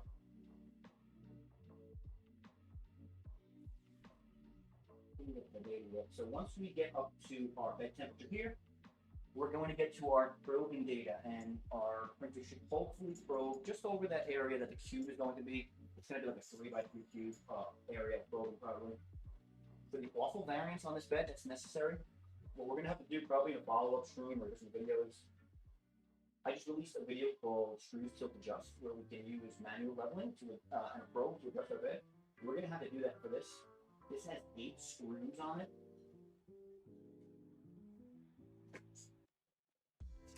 This has 8 screws on it, right here, that let us adjust the bed. There's some struts and some springs under that. So if we have a variance that's that bad, if it's a 3mm variance, I've never seen that in my life, that's bad. That's real bad. We can't print like that. So we're going to have to do that at some point. Not now. Let's try and print this cube out, see what we get. Getting late. 10 o'clock already. Hoping this cube gets printed. If not, start one up Friday maybe. We'll get going with it. Let's see where it is.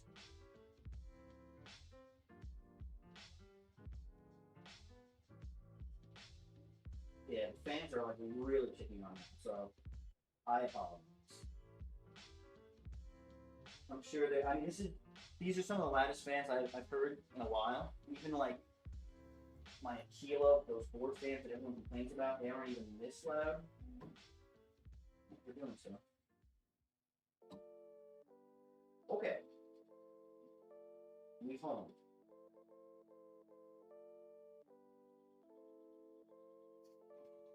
It looks like it's working. Okay, so what you're seeing right here is Clipper's adaptive meshing and purge system. So it's probing the bed, but it's only, I mean, I've said it a million times, right? It's only probing the bed over the area that the print is going to take place. Will the light help you? So it's great for many situations to get just a better mesh quality in general. But for a bed like this that was so awful, this is really a necessity right now to get this cube to actually stick to the bed. The other problem we're going to run into is I didn't clean this bed. I definitely should have. No one's fault of mine own. That background music? Yeah, let me take it down. Yeah, I don't know. So unless someone tells me, I appreciate that. That background music may or may not be fancy. Yeah, filament spools on the back, nothing crazy. It's literally just a ledge. That's all, just a little handle. Filaments mounted on the back here. You can see my hand. Back through here. PTFE tubing coming up through here and down at the bottom. So we should be heating up right now.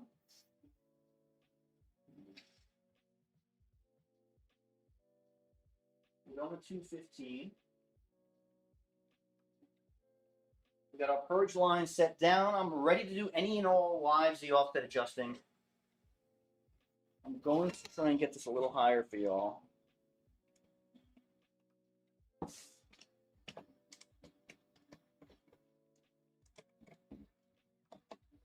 It actually looks pretty nice. I don't know if you can see it. I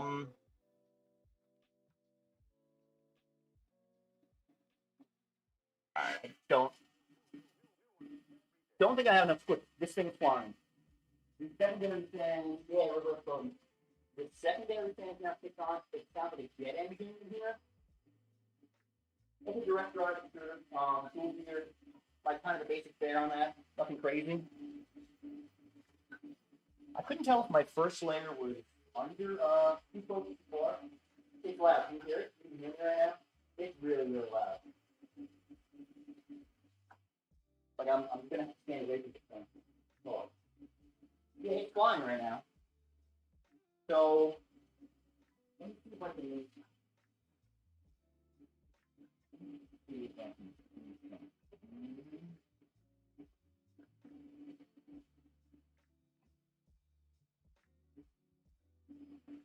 So those not that hard. Those about 6 cubic millimeters per second. We're just under 100 millimeters per second on speed, but it's going pretty quick. I mean, this whole thing is shaking, but it's kind of flying. First layer looks pretty bad. I think I have too much smoke. I got a decent amount of elements for it.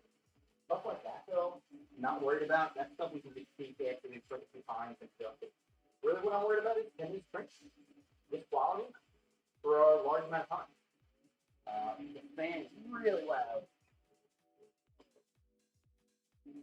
Like I'm on top of this thing now. I don't know if you can. Did I run a DAC competition with the DAC next? Yes, I did. The only way I can get this thing done. So I'm gonna get close to this thing. It's loud. Keep in mind that yeah, it's going shaking pretty bad. See this thing? I mean, gyroid can still too, so I think that wants to take a little more than most.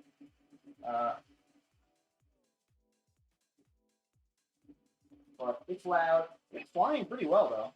I mean, this is the first print out. I've done no pressure vent. I've done no input shaping, although I'm sure they've done some. I saw the yeah, it's not bad. I saw some values in the config. So I would like to do my own pressure vents, my own input shaping. I want to do a flow test with this, really see how high we can go, and maybe get on. Maybe before we finish today, I'll run Ellis's speed test. If this is supposed to be 20,000 millimeters squared top acceleration, 20K, and top speed 500. So you can run those tests and see if the motors skip at those. You know, if they skip it at 20K, they ain't doing 20K. You can find that out. But it's going right now. Let me turn this lighter up. Might be better for you all. By the way, in case you're wondering about if you're a board game or gaming connoisseur, check out any of these two games. Highly recommend it. I don't know where you're at. Should we pay it? Should this be at that price? I don't know. It's hard to say, you know? Prices are just dropping recently. The other thing to consider, speaking of the sound, there are going to be the plexi panels. That's the word. The plexi panels are going to be on here. Maybe that holds the sound for you. Obviously, the POA, you're still going to have the door open, and you probably should have the top off. And this is probably going to rub on the top. Just for you. But it's fine. It's going pretty well.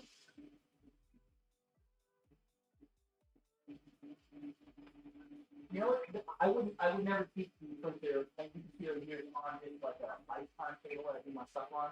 I would never put a printer on this. This is a shaping table to begin with. So if it's on something solid like the shelves in the back there or a bottom shelf somewhere, I think it's gonna be fine. I think it can take that bad. Yeah, 360 is not bad. Let's look for that K1 Max. It's on sale right now.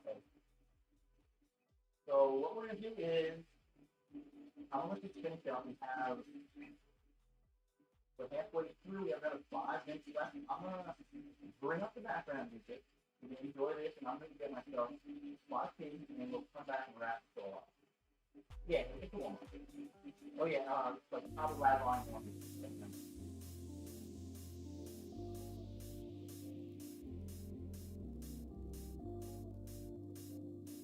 Take this mild drug and you will have a nice sleep without any noise.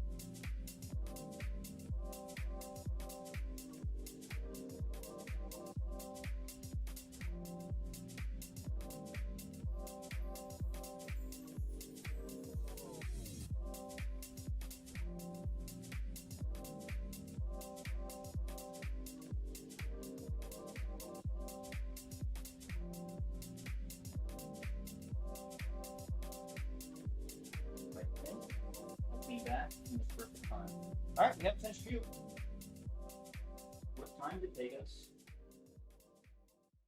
9 minutes and 47 seconds for a 20 by 20 by 20 cube. Sometimes rain and sometimes snow. Good. Don't look that bad. I'd like to know why the weather alters so. Oh yeah, we already off the way off. We have to adjust that. So I went upstairs. I apologize if these camera angles are all over the place. I'm just doing my best the first time. This is a view. Is it good? Look at this. Here's the bottom layer. No.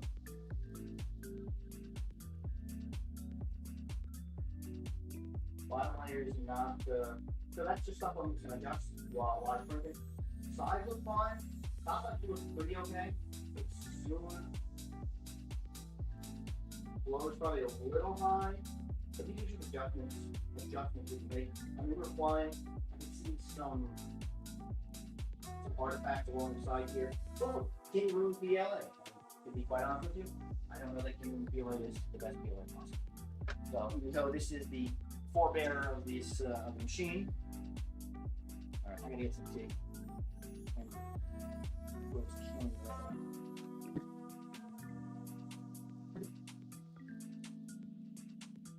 Stop wiggling. Me or the cameras? Sorry.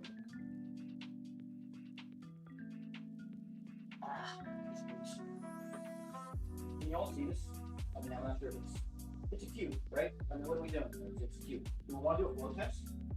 Or do we want to see if this can handle 20,000 acceleration?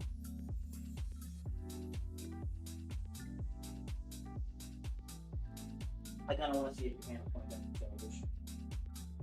IPA? It's not IPA. This is the shoe puer. Like what you might consider a black tea, but it's not. It's a puer.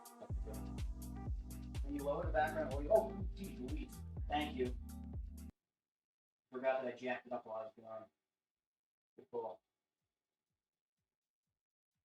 Good call, Bojangles. All right.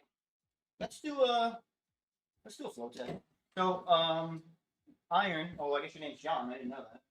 So, John. This is Orcus lecture. So let's go take a look at this.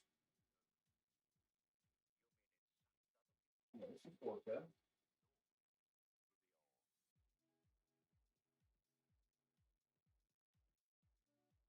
So what I'd like to do next is, we're getting late. We're getting along the tooth here. I want to do a flow test, I think. See exactly what we get out of this time. We're kind of burning.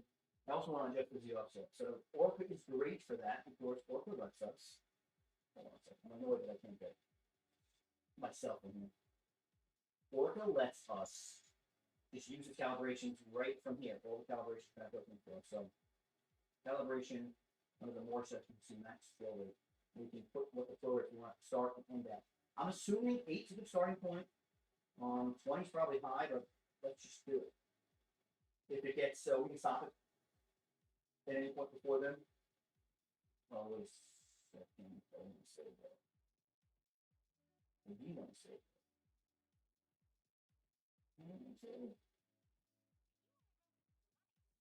Don't want things to go away. Actually, it's just save right there.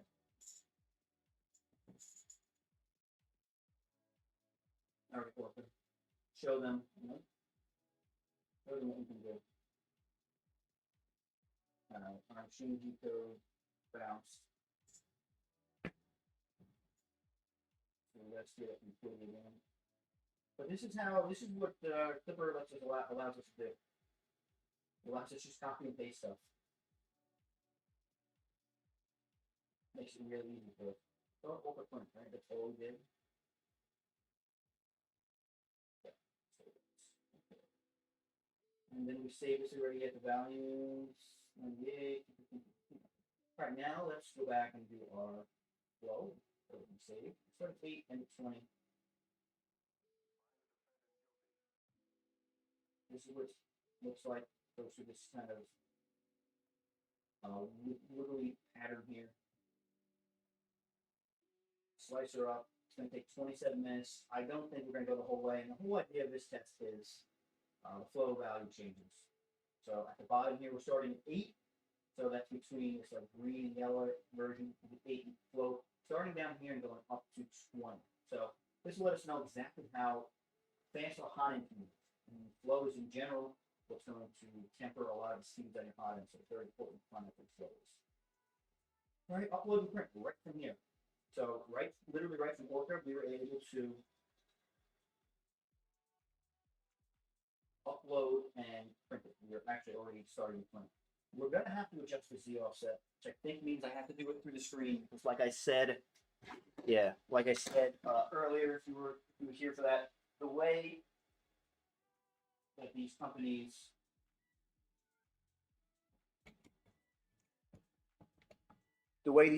handle clippers, they wrap it in their own sort of proprietary stuff. So I need to do the Z offset from here because that's where it's saved.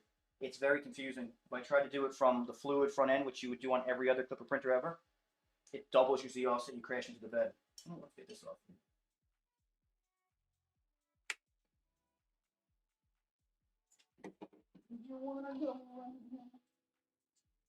It's a cute little bed. Not gonna lie. So we'll do a little Z offset adjust on this when our print starts.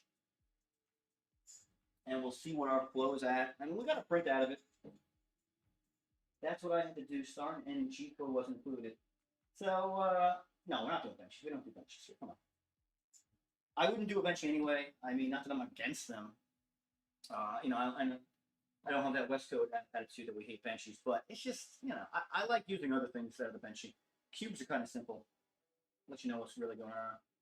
Flow test is going to be our next thing. We got a print out of it though. It printed the cube. So technically we're out of the box and printing with this thing rather quickly. And you saw how easy, let me get my camera here. And you saw how easy it was with Clipper to be able to change different settings, to slice the model, send it directly here. It's so easy. It's so simple. And because this has Clipper, we're allowed to do that, which is great. I haven't even touched on this touch screen. Thank you very much. So if you want to do everything, you can do it all right through here for the most part. So that's what we're going to use to adjust our Z offset.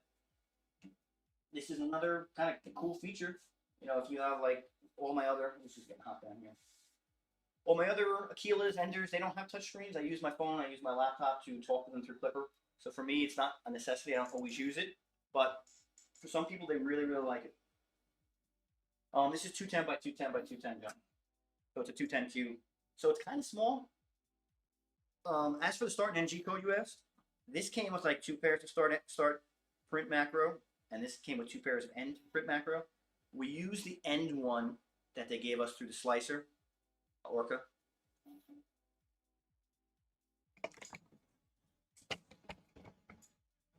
And then I took the start print from my Quiddy and I used it. It works. The best part about these things. I bet you we can get a webcam. You want to see a webcam on this thing? I guarantee I plug it in, it's gonna work.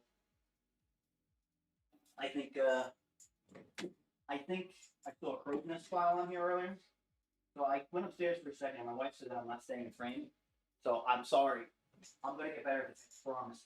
I should probably get my computer over here or something. I don't know. We'll figure it out on the next one. Let's see. I could have sworn. Yep, crow's nest. All right, so I can probably plug a webcam in here. So let's go ahead and do that. Oh, it's so good. So good. Let's plug the webcam in.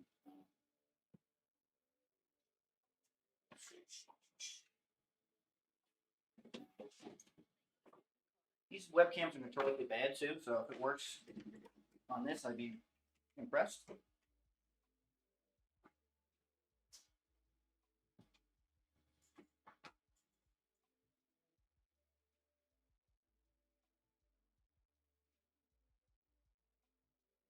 Okay, so now we're heating up. As you can see, we're heating up. let's start this flow test off right. And you know what? Let me do the offset over here. Fine tuning menu, and then I can move the Z up and down and 0.5 and 0.1. So I want it to go down. Like a lot. So I moved it down a 1/10 of a millimeter. Wow, it's really stopping around these corners, huh?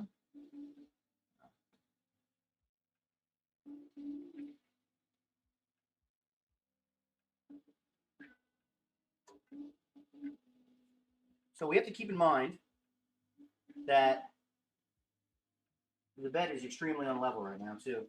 We saw that mesh that we tried to get. That mesh we tried to get earlier, there was a variance of 3 millimeters. That's outrageous. Should never happen. All right, I think we got a pretty good Z offset. We moved it down 2/10 of a millimeter. It was that far off. This crossbar, the X gantry, like bar, looks a little off. I don't know. I can't quite put my finger on it. Move it down just a touch more. You know, I like that swoosh. All right, I think we're good. So this is going to be a flow test.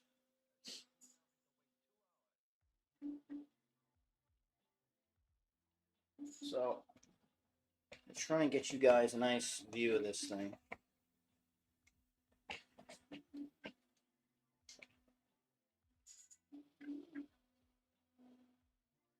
Oh yeah, baby. So the thing that kind of I don't like, so let's just recap this one more time. This is a $375 printer, roundabouts. Out of the box, printing immediately. I had the heads up with the slicer stuff, but now that I have it, everyone has it. It's got like it's just simple jag. Someone will give it to you. So that's a good thing. And we're just printing, and we're printing kind of fast already. It's got a touch screen. Everything seems to work. Can we get this look a lot weight to motion? Yeah, it's definitely a lot of weight. Yeah, this bar especially, like it feels heavy, but whatever. It doesn't look like it yet. No, I figured for the first stream I should stay off it. I'm also like super sick, so it's tape.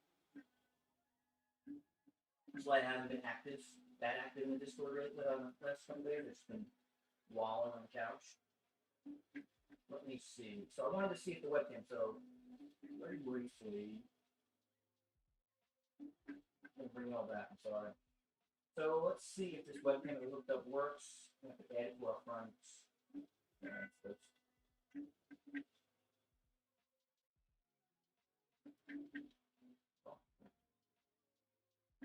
Add a camera. Hand. Head.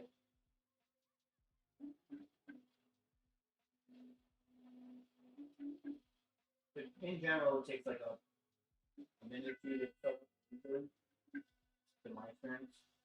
If not, we'll open up crowsnest and find out what.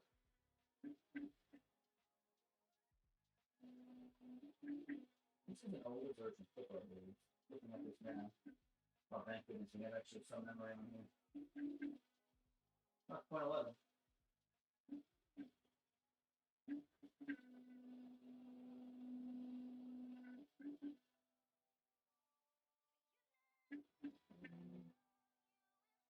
Good. Is it possible with the camera? Yeah, it's like I said, this is the worst camera of all time.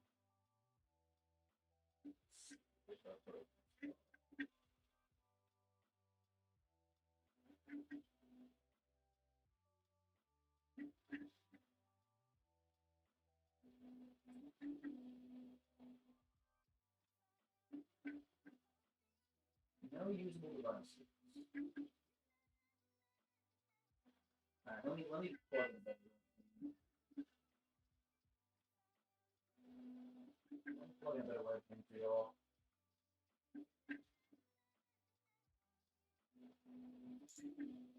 How am I liking it so far? I like it. Yeah, I haven't had any issues with it yet. I mean, it started. Okay, probably some issues. Issue one would be the touchscreen. When you turn this thing on, for me at least, the touchscreen was in like half English, half Chinese. So if you can't configure this to your internet, you're kind of, it's a sitting brick right now. So I don't know if I got that version because they gave this to me for free. So I don't know if this is just like the knockaround version. If you were to buy this for $300 and yours didn't come like fully in English and you're an American buyer, that would be upsetting because you're gonna fiddle around with that touchscreen trying to get this to work for some period of time, unless you have an Ethernet adapter, and then you can go through that way. Apart from that, it just kind of worked, right? I haven't put the sides on yet, so there's a front panel, top panel, and sides. I haven't put that on yet, but let's see. This isn't even. This thing isn't even turning on. Okay, so here we go. So I don't know if you I'm too close to the printer now. The fans are outrageous. They're really loud. I wouldn't say that's an issue with it though. It's just not really what I can say. Hold on. Yeah, I don't really need that.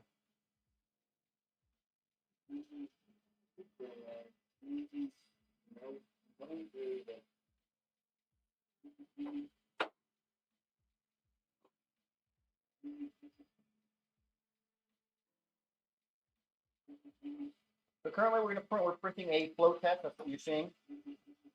It's not moving fast because it's printing at a gigantically high layer high 0.32. It's really putting out flow. That's what it's meant to do. That's what it's trying to do. I guess it's also possible that I can't in the middle of a print maybe it's not updating. I don't know. I would think this would be 1 2 3. So far, I kind of like this.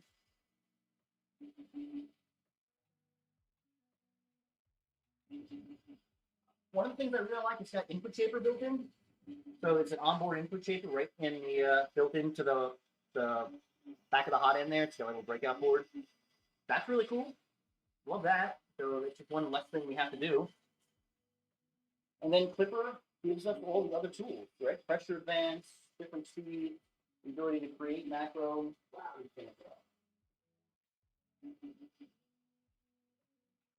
so I like it. There's nothing wrong with it.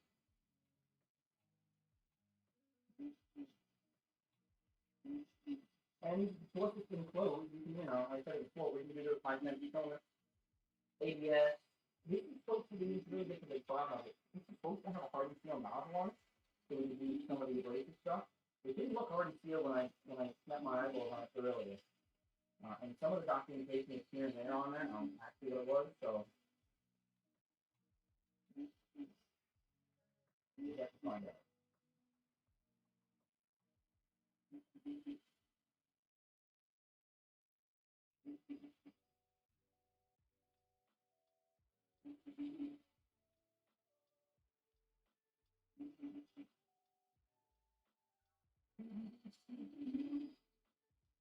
Is my audio low? I kept it kind of on the low side because I wasn't sure what to do. I got 150 million, 29. You got 29 cubic millimeters backball on what? No way you got 20. That's outrageous. I mean, the bamboo edge is doing 30, supposedly 30, 32, but it's in actuality, it tends to not be. But if my audio is low, please tell me, and I will bring it up a little bit. I'll try right now if you like. I think my space. So this is a little louder, and I also adjusted my mic. I know what I sound like. I don't hear myself. Multiple blown staff. I don't want that.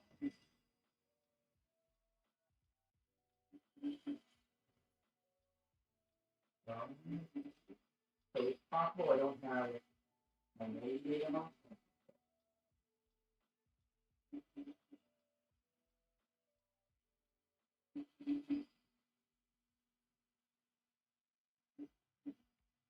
So this.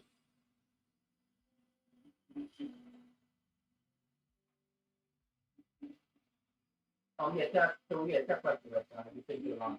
So I have a noise gate that I was using. I guess not here anymore. Yeah.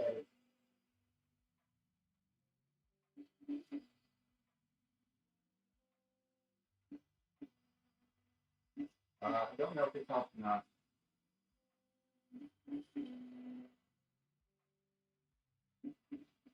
print going obviously did not have any base. But that noise gate, I put it on last night and kind of killed the background noise, and I don't see it anymore, so there's no way. But let me know if that helps at all. But yeah, just printing the background, it's really, really loud. Probably just start putting kind of slow, kind of dead and singing.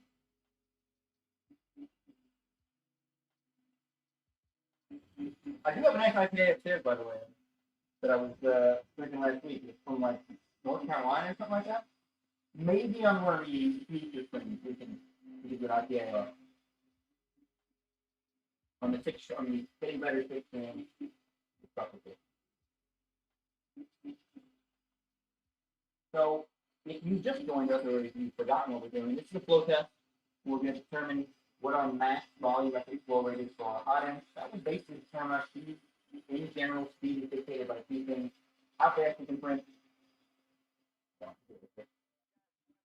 Speed is determined by a few things: how fast we can go, how much we can accelerate, how much we can cool our prints, obviously, and our volumetric flow rate. How much molten filament to get put out of our hot end at what rate. In general, flow rate, the volumetric flow rate, what's going to slow your hot end down.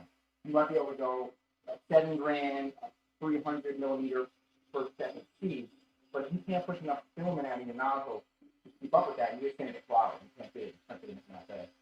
So, orchid slicer does, fruit slicer does, a lot of them do it, where we can find out what our max flow rate is, and we can throttle our speed by that. So we can put our speed to complete max, and then we can dictate what our volumetric flow rate is, how fast it's actually through, and then our printer will just go at the max speeds that we can through. So it's a really great way to kind of control everything. That's what this is going to tell us. It's going to tell us exactly how quickly. So it's important how we're. It's making more noise now because the print is getting larger, so the air pushing down is floating like a wind tower effect.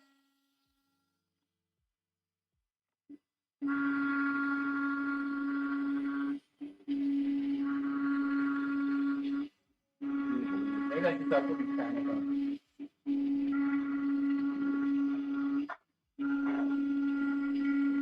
we also adjusted our new output here. I'm going to have to there we go.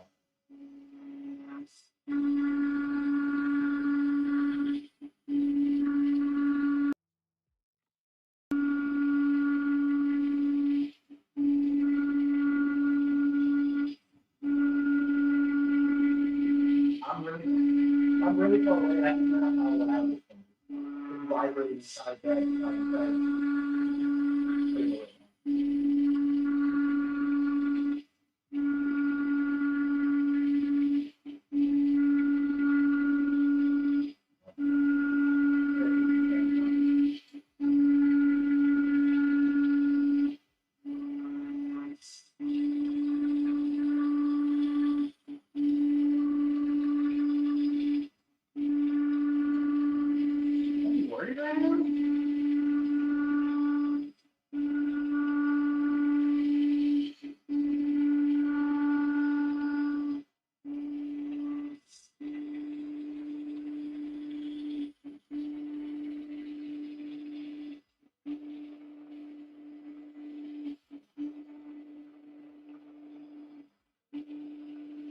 Yeah, this thing is really, it's actually lower itself again somehow. I'm going to try and get close to it.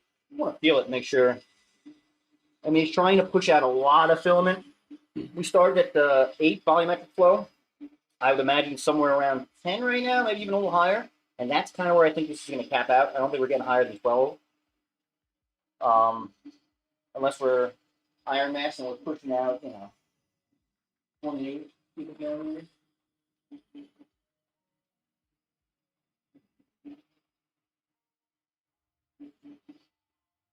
Yeah, I think I'll put the flexi on it. Put the flexi on it for now. If you guys want me to do it or not. I also didn't put it on the screws on the bottom. Maybe after the screw is over, the one that's installed here. So these are the pieces of flexi that we give you. labeled 1, 2, 3. A door as well. Should be 4 pieces. 2 sides, the door, and the roof. The sunroof. Or the roof. However you want to pronounce it. The 2, 1, 3. The hinge is obviously going to be the door.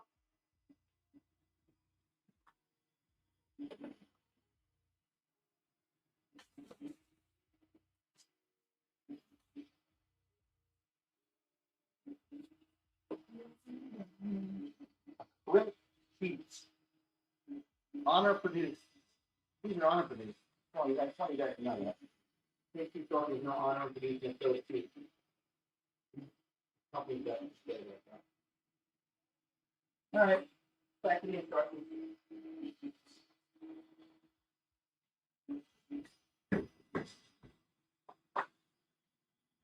One time and entry.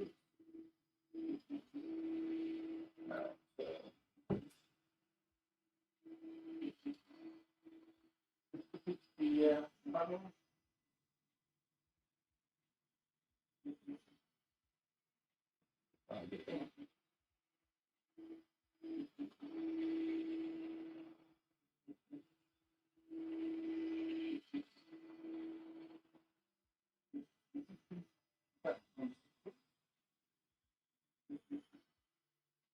We're really cruising now.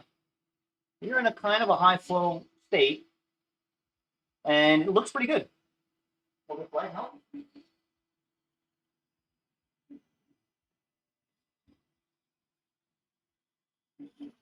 Not really, I don't think. It doesn't look that bad though. And again, this is Kingroon filament, but not the best.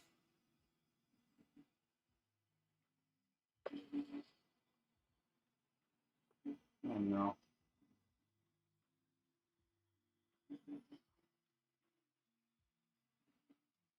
So people like the stickers coming off, I know that.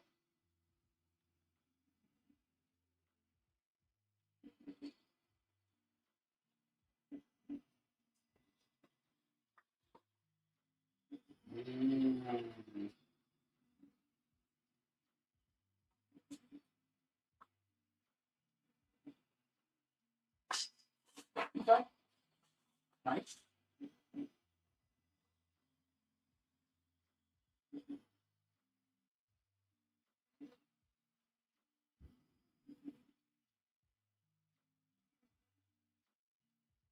I'm gonna put the 2 side panels when I get one of those. Although, by the time I get these stickers off, this thing will be done. I gotta imagine it's gonna start giving some print errors. I don't think the flow is gonna be able to handle much more. Is my guess.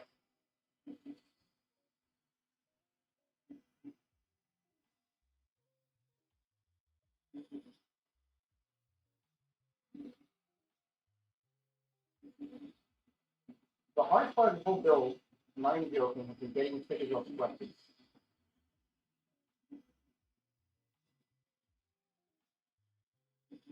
Not even close.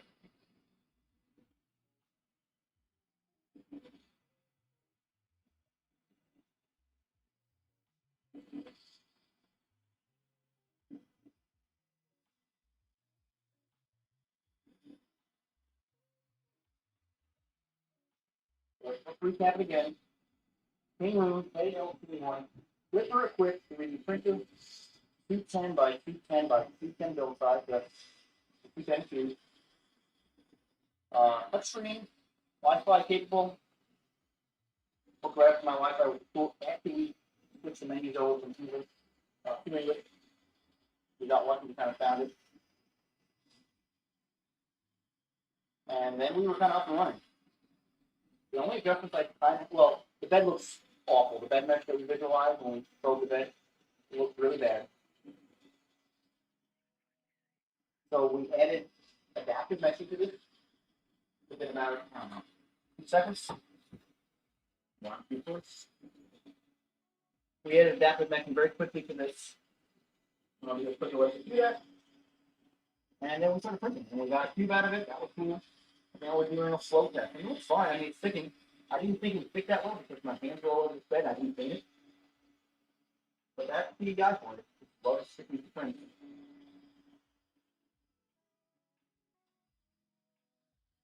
So.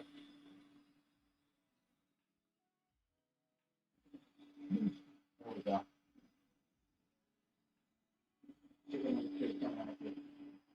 Why?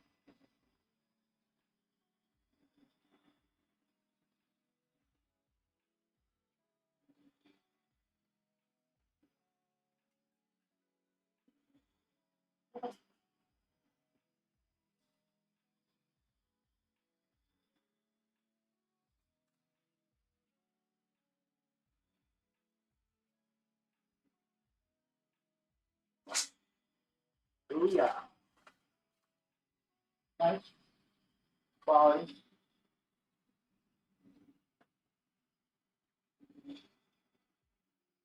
All right, so we're still cruising here. I think we're at a decently high flow rate. I probably check the front end. The quicker visualize the flow, but it's not. You know what that is? I have like an update. Thing by thing. Right now, I'm saying we're at a flow of around 17. So, if you get a flow rate of 17, I'd be very, very happy. If I can get 18 at it, I'd be thrilled. Really. Okay. It might be flat. Might be flat. Put one kind of on.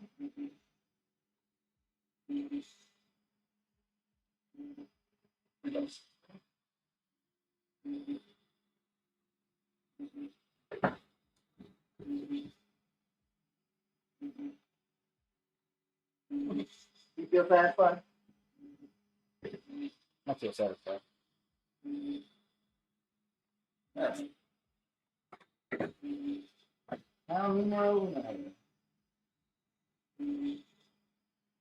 Probably should be wearing gloves while you're doing it. You'll just see all my fingerprints on it. Another cool thing that I just kind of glossed over, the screws that held important parts of the printer in place during shipping, they were easy to take out. Like usually used to be zip tied, everything is zip tied in, a few things were screwed in. Everything here was screwed in. It had a screw, a specific dedicated screw. And it was very, very simple to remove all of it. Is there a right side up on this thing?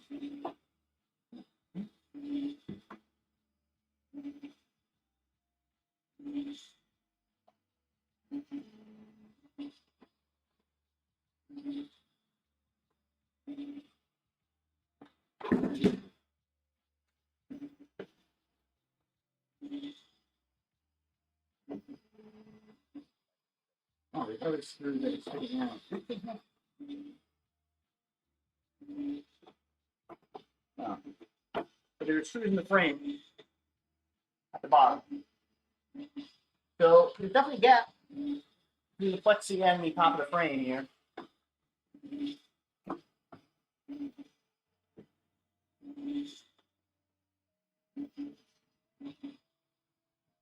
So all that stuff you said about being an enclosed printer that can do high temp material, we'll have to see.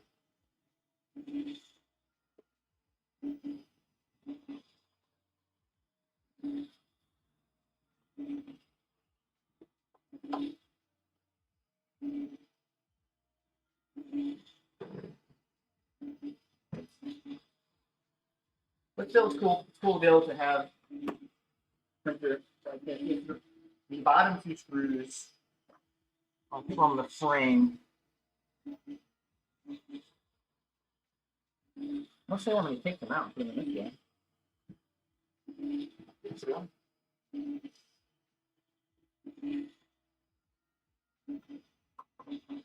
How's our print looking? We're still smoking, huh? I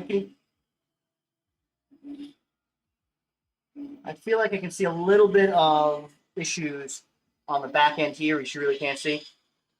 Nothing crazy yet, but I think we're starting to reach our limit.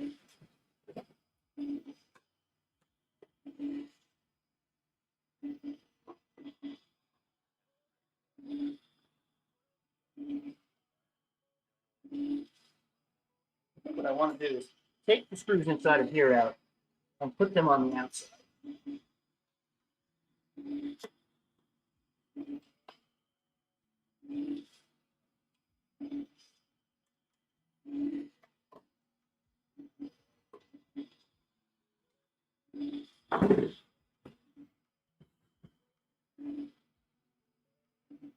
I don't think it is 20 flow. No, 20 flow is our top, so we can't pass 20. We are 90% of the way there. Yeah, apparently we're at a flow of 18 or 19, and not looking at that. That being said, I don't know that I would still push super high flow. Even if it told me we could go it, I'm always going to err on the side of caution. I can see some defects right here on the side of it, which we'll see afterwards. As for the panels, so there's 4 screw holes on either side. On the bottom ones here, there are screws in the inside of the printer that are holding on the bottom bracket. They're coming from the inside out, and these kind of going in them. I'm going to take those screws out and then put them in from this side. No real big difference, but I think you want to know.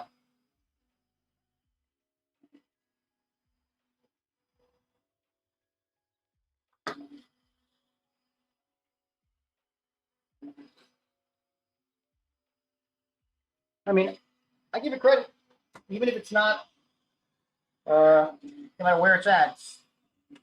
The flow is way higher than I thought it would be. Stock hot end like this.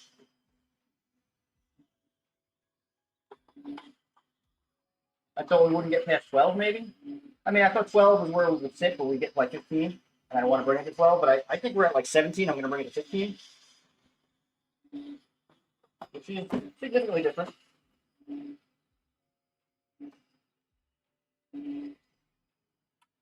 Jeez, that's the belt.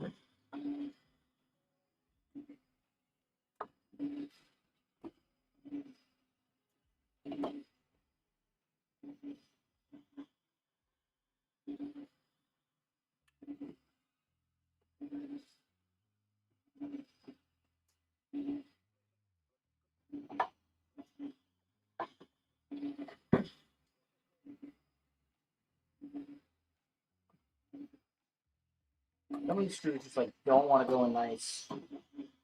They like just one trying strip.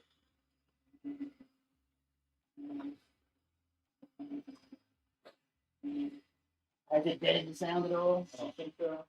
We're done. This thing, give it credit. It pushed about as far as it can go.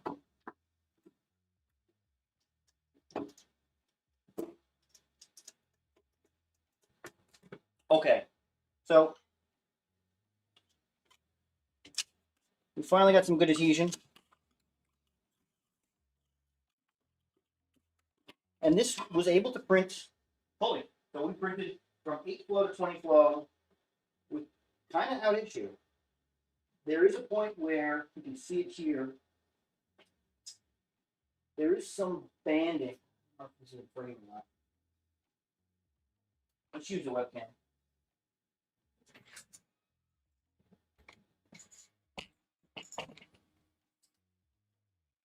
Okay, so there is a little bit of like indentation right up here around the corners where you can sort of see it. It sort of catches itself back up though.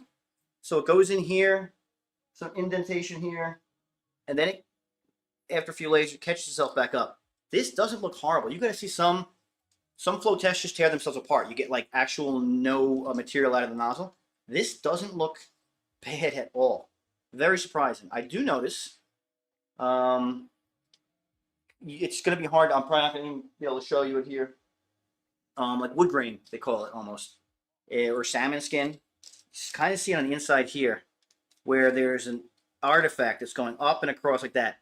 To me, that says there might be an issue in our extruder. Maybe I can adjust the gears or mesh them together a little better. Maybe there's a spacer that's supposed to be there.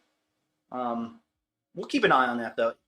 This is a flow test. It's meant to push the boundaries of our printer, so it's very possible that's just from that. But overall, not bad at all. So that delamination or near delamination happened 1, 2, 3, just above the 4th line on this flow test. So we can actually go back. We're going to measure. Normally we measure it with the calipers, but this was the 4th line down. 1, 2, 3, 4. So right between here is where that happened. Right about this layer. So if we use the color-coded data, that means this managed to get somewhere around 18 or 19 flow. Very impressive. Very, very impressive. So that's a great indication of what this printer can do, hot-end wise, and that means we can push higher speeds, because likely we're going to be able to actually move at a very fast rate with this printer. And usually what gets our throttling done is the hot end. But our hot end apparently can keep up pretty well.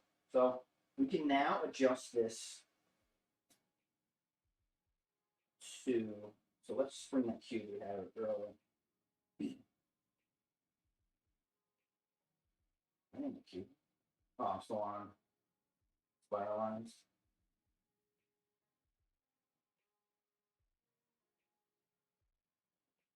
So the cube we had earlier, the first print we ever did, we clocked in like 15 minutes. I think we did a little faster than that. This is what it looks like. If we up the flow to what we're actually going to print at, which we said 18, I'm probably going to go 17. I think 17 is probably a legitimate number, but we'll keep an eye on that. You know, it's a lot. Should be a little faster now. You can see the flow go way up. We did it in 15 minutes before. Now it's a 9-minute print job. So we're cutting like a quarter of the time down. That's not bad. Just by upping the flow. So Kingroon KLP1. It's been impressive. Yeah, as far as out of the box and getting printing with it. I'm pretty happy. I'm gonna put these panels on. We'll do some other testing. We'll get some other prints. I'm gonna have like a dedicated video for this in a week or two. I'm not gonna spend a lot of time on it because I don't think I need to. I think this printer is gonna talk for itself. It's gonna be just a solid printer. Is this what you want? And I don't know. It's $375, $375 printer that prints a 210 cube. That's easy to get up and go. Gonna need some hands-on work, obviously. It's clipper, but you know, we had to adjust the offset. We had to do some screen stuff. I like it. It would be a nice addition probably to someone's fleet. The real question we're gonna ask is, are the panels going on not only deadening the volume, but are they gonna let us print those high-temp materials? That's the question we're gonna answer. So that'll be another stream, or that might be in the video proper. But whatever, we'll figure that out when we figure that out. So I think that's it for today. I'm going to put the rest of these panels on off screen because you don't want to watch that. And keep an eye on the Discord. Keep an eye on the Discord. Keep an eye on my Instagram because I'm going to put up some more photos probably of prints that I get off with this and some speed tests that we can do. So the next thing I'm going to do probably is speed test after this just to see how much we can accelerate, how fast we can go speed-wise, velocity-wise, and then our acceleration, our velocity, and our flow rate will determine exactly how fast we can print. And it looks like it's going to be pretty fast, so that's a good thing. Thank you all for joining me. I appreciate it. If you stay the whole time, thank you. If you popped in, popped out, anything. Thank you for being here. Thank you for hanging out. Ask questions. Go to the Discord. Leave a comment on any of these things. Always answering. There's always someone there to answer questions, anything like that you might have. So thank you so much. And until next time, boys, girls. Oh, do I have to do that? It's not a video, right? Everyone else, keep on printing. I don't know how to start this thing. I can't wait to see more videos on it. Yeah, don't worry, there's going to be more videos on it. Probably more streams on it too. This is the first stream. You know, not my best work, obviously, but you got to do it. You know, I got to get started somewhere. So thank you all for joining me. I appreciate it. And we'll see you next time. Join the Discord if you haven't, because like I said, we're going to pop more information about this printer into the Discord and eventually on YouTube. So thank you all so much. Keep on printing.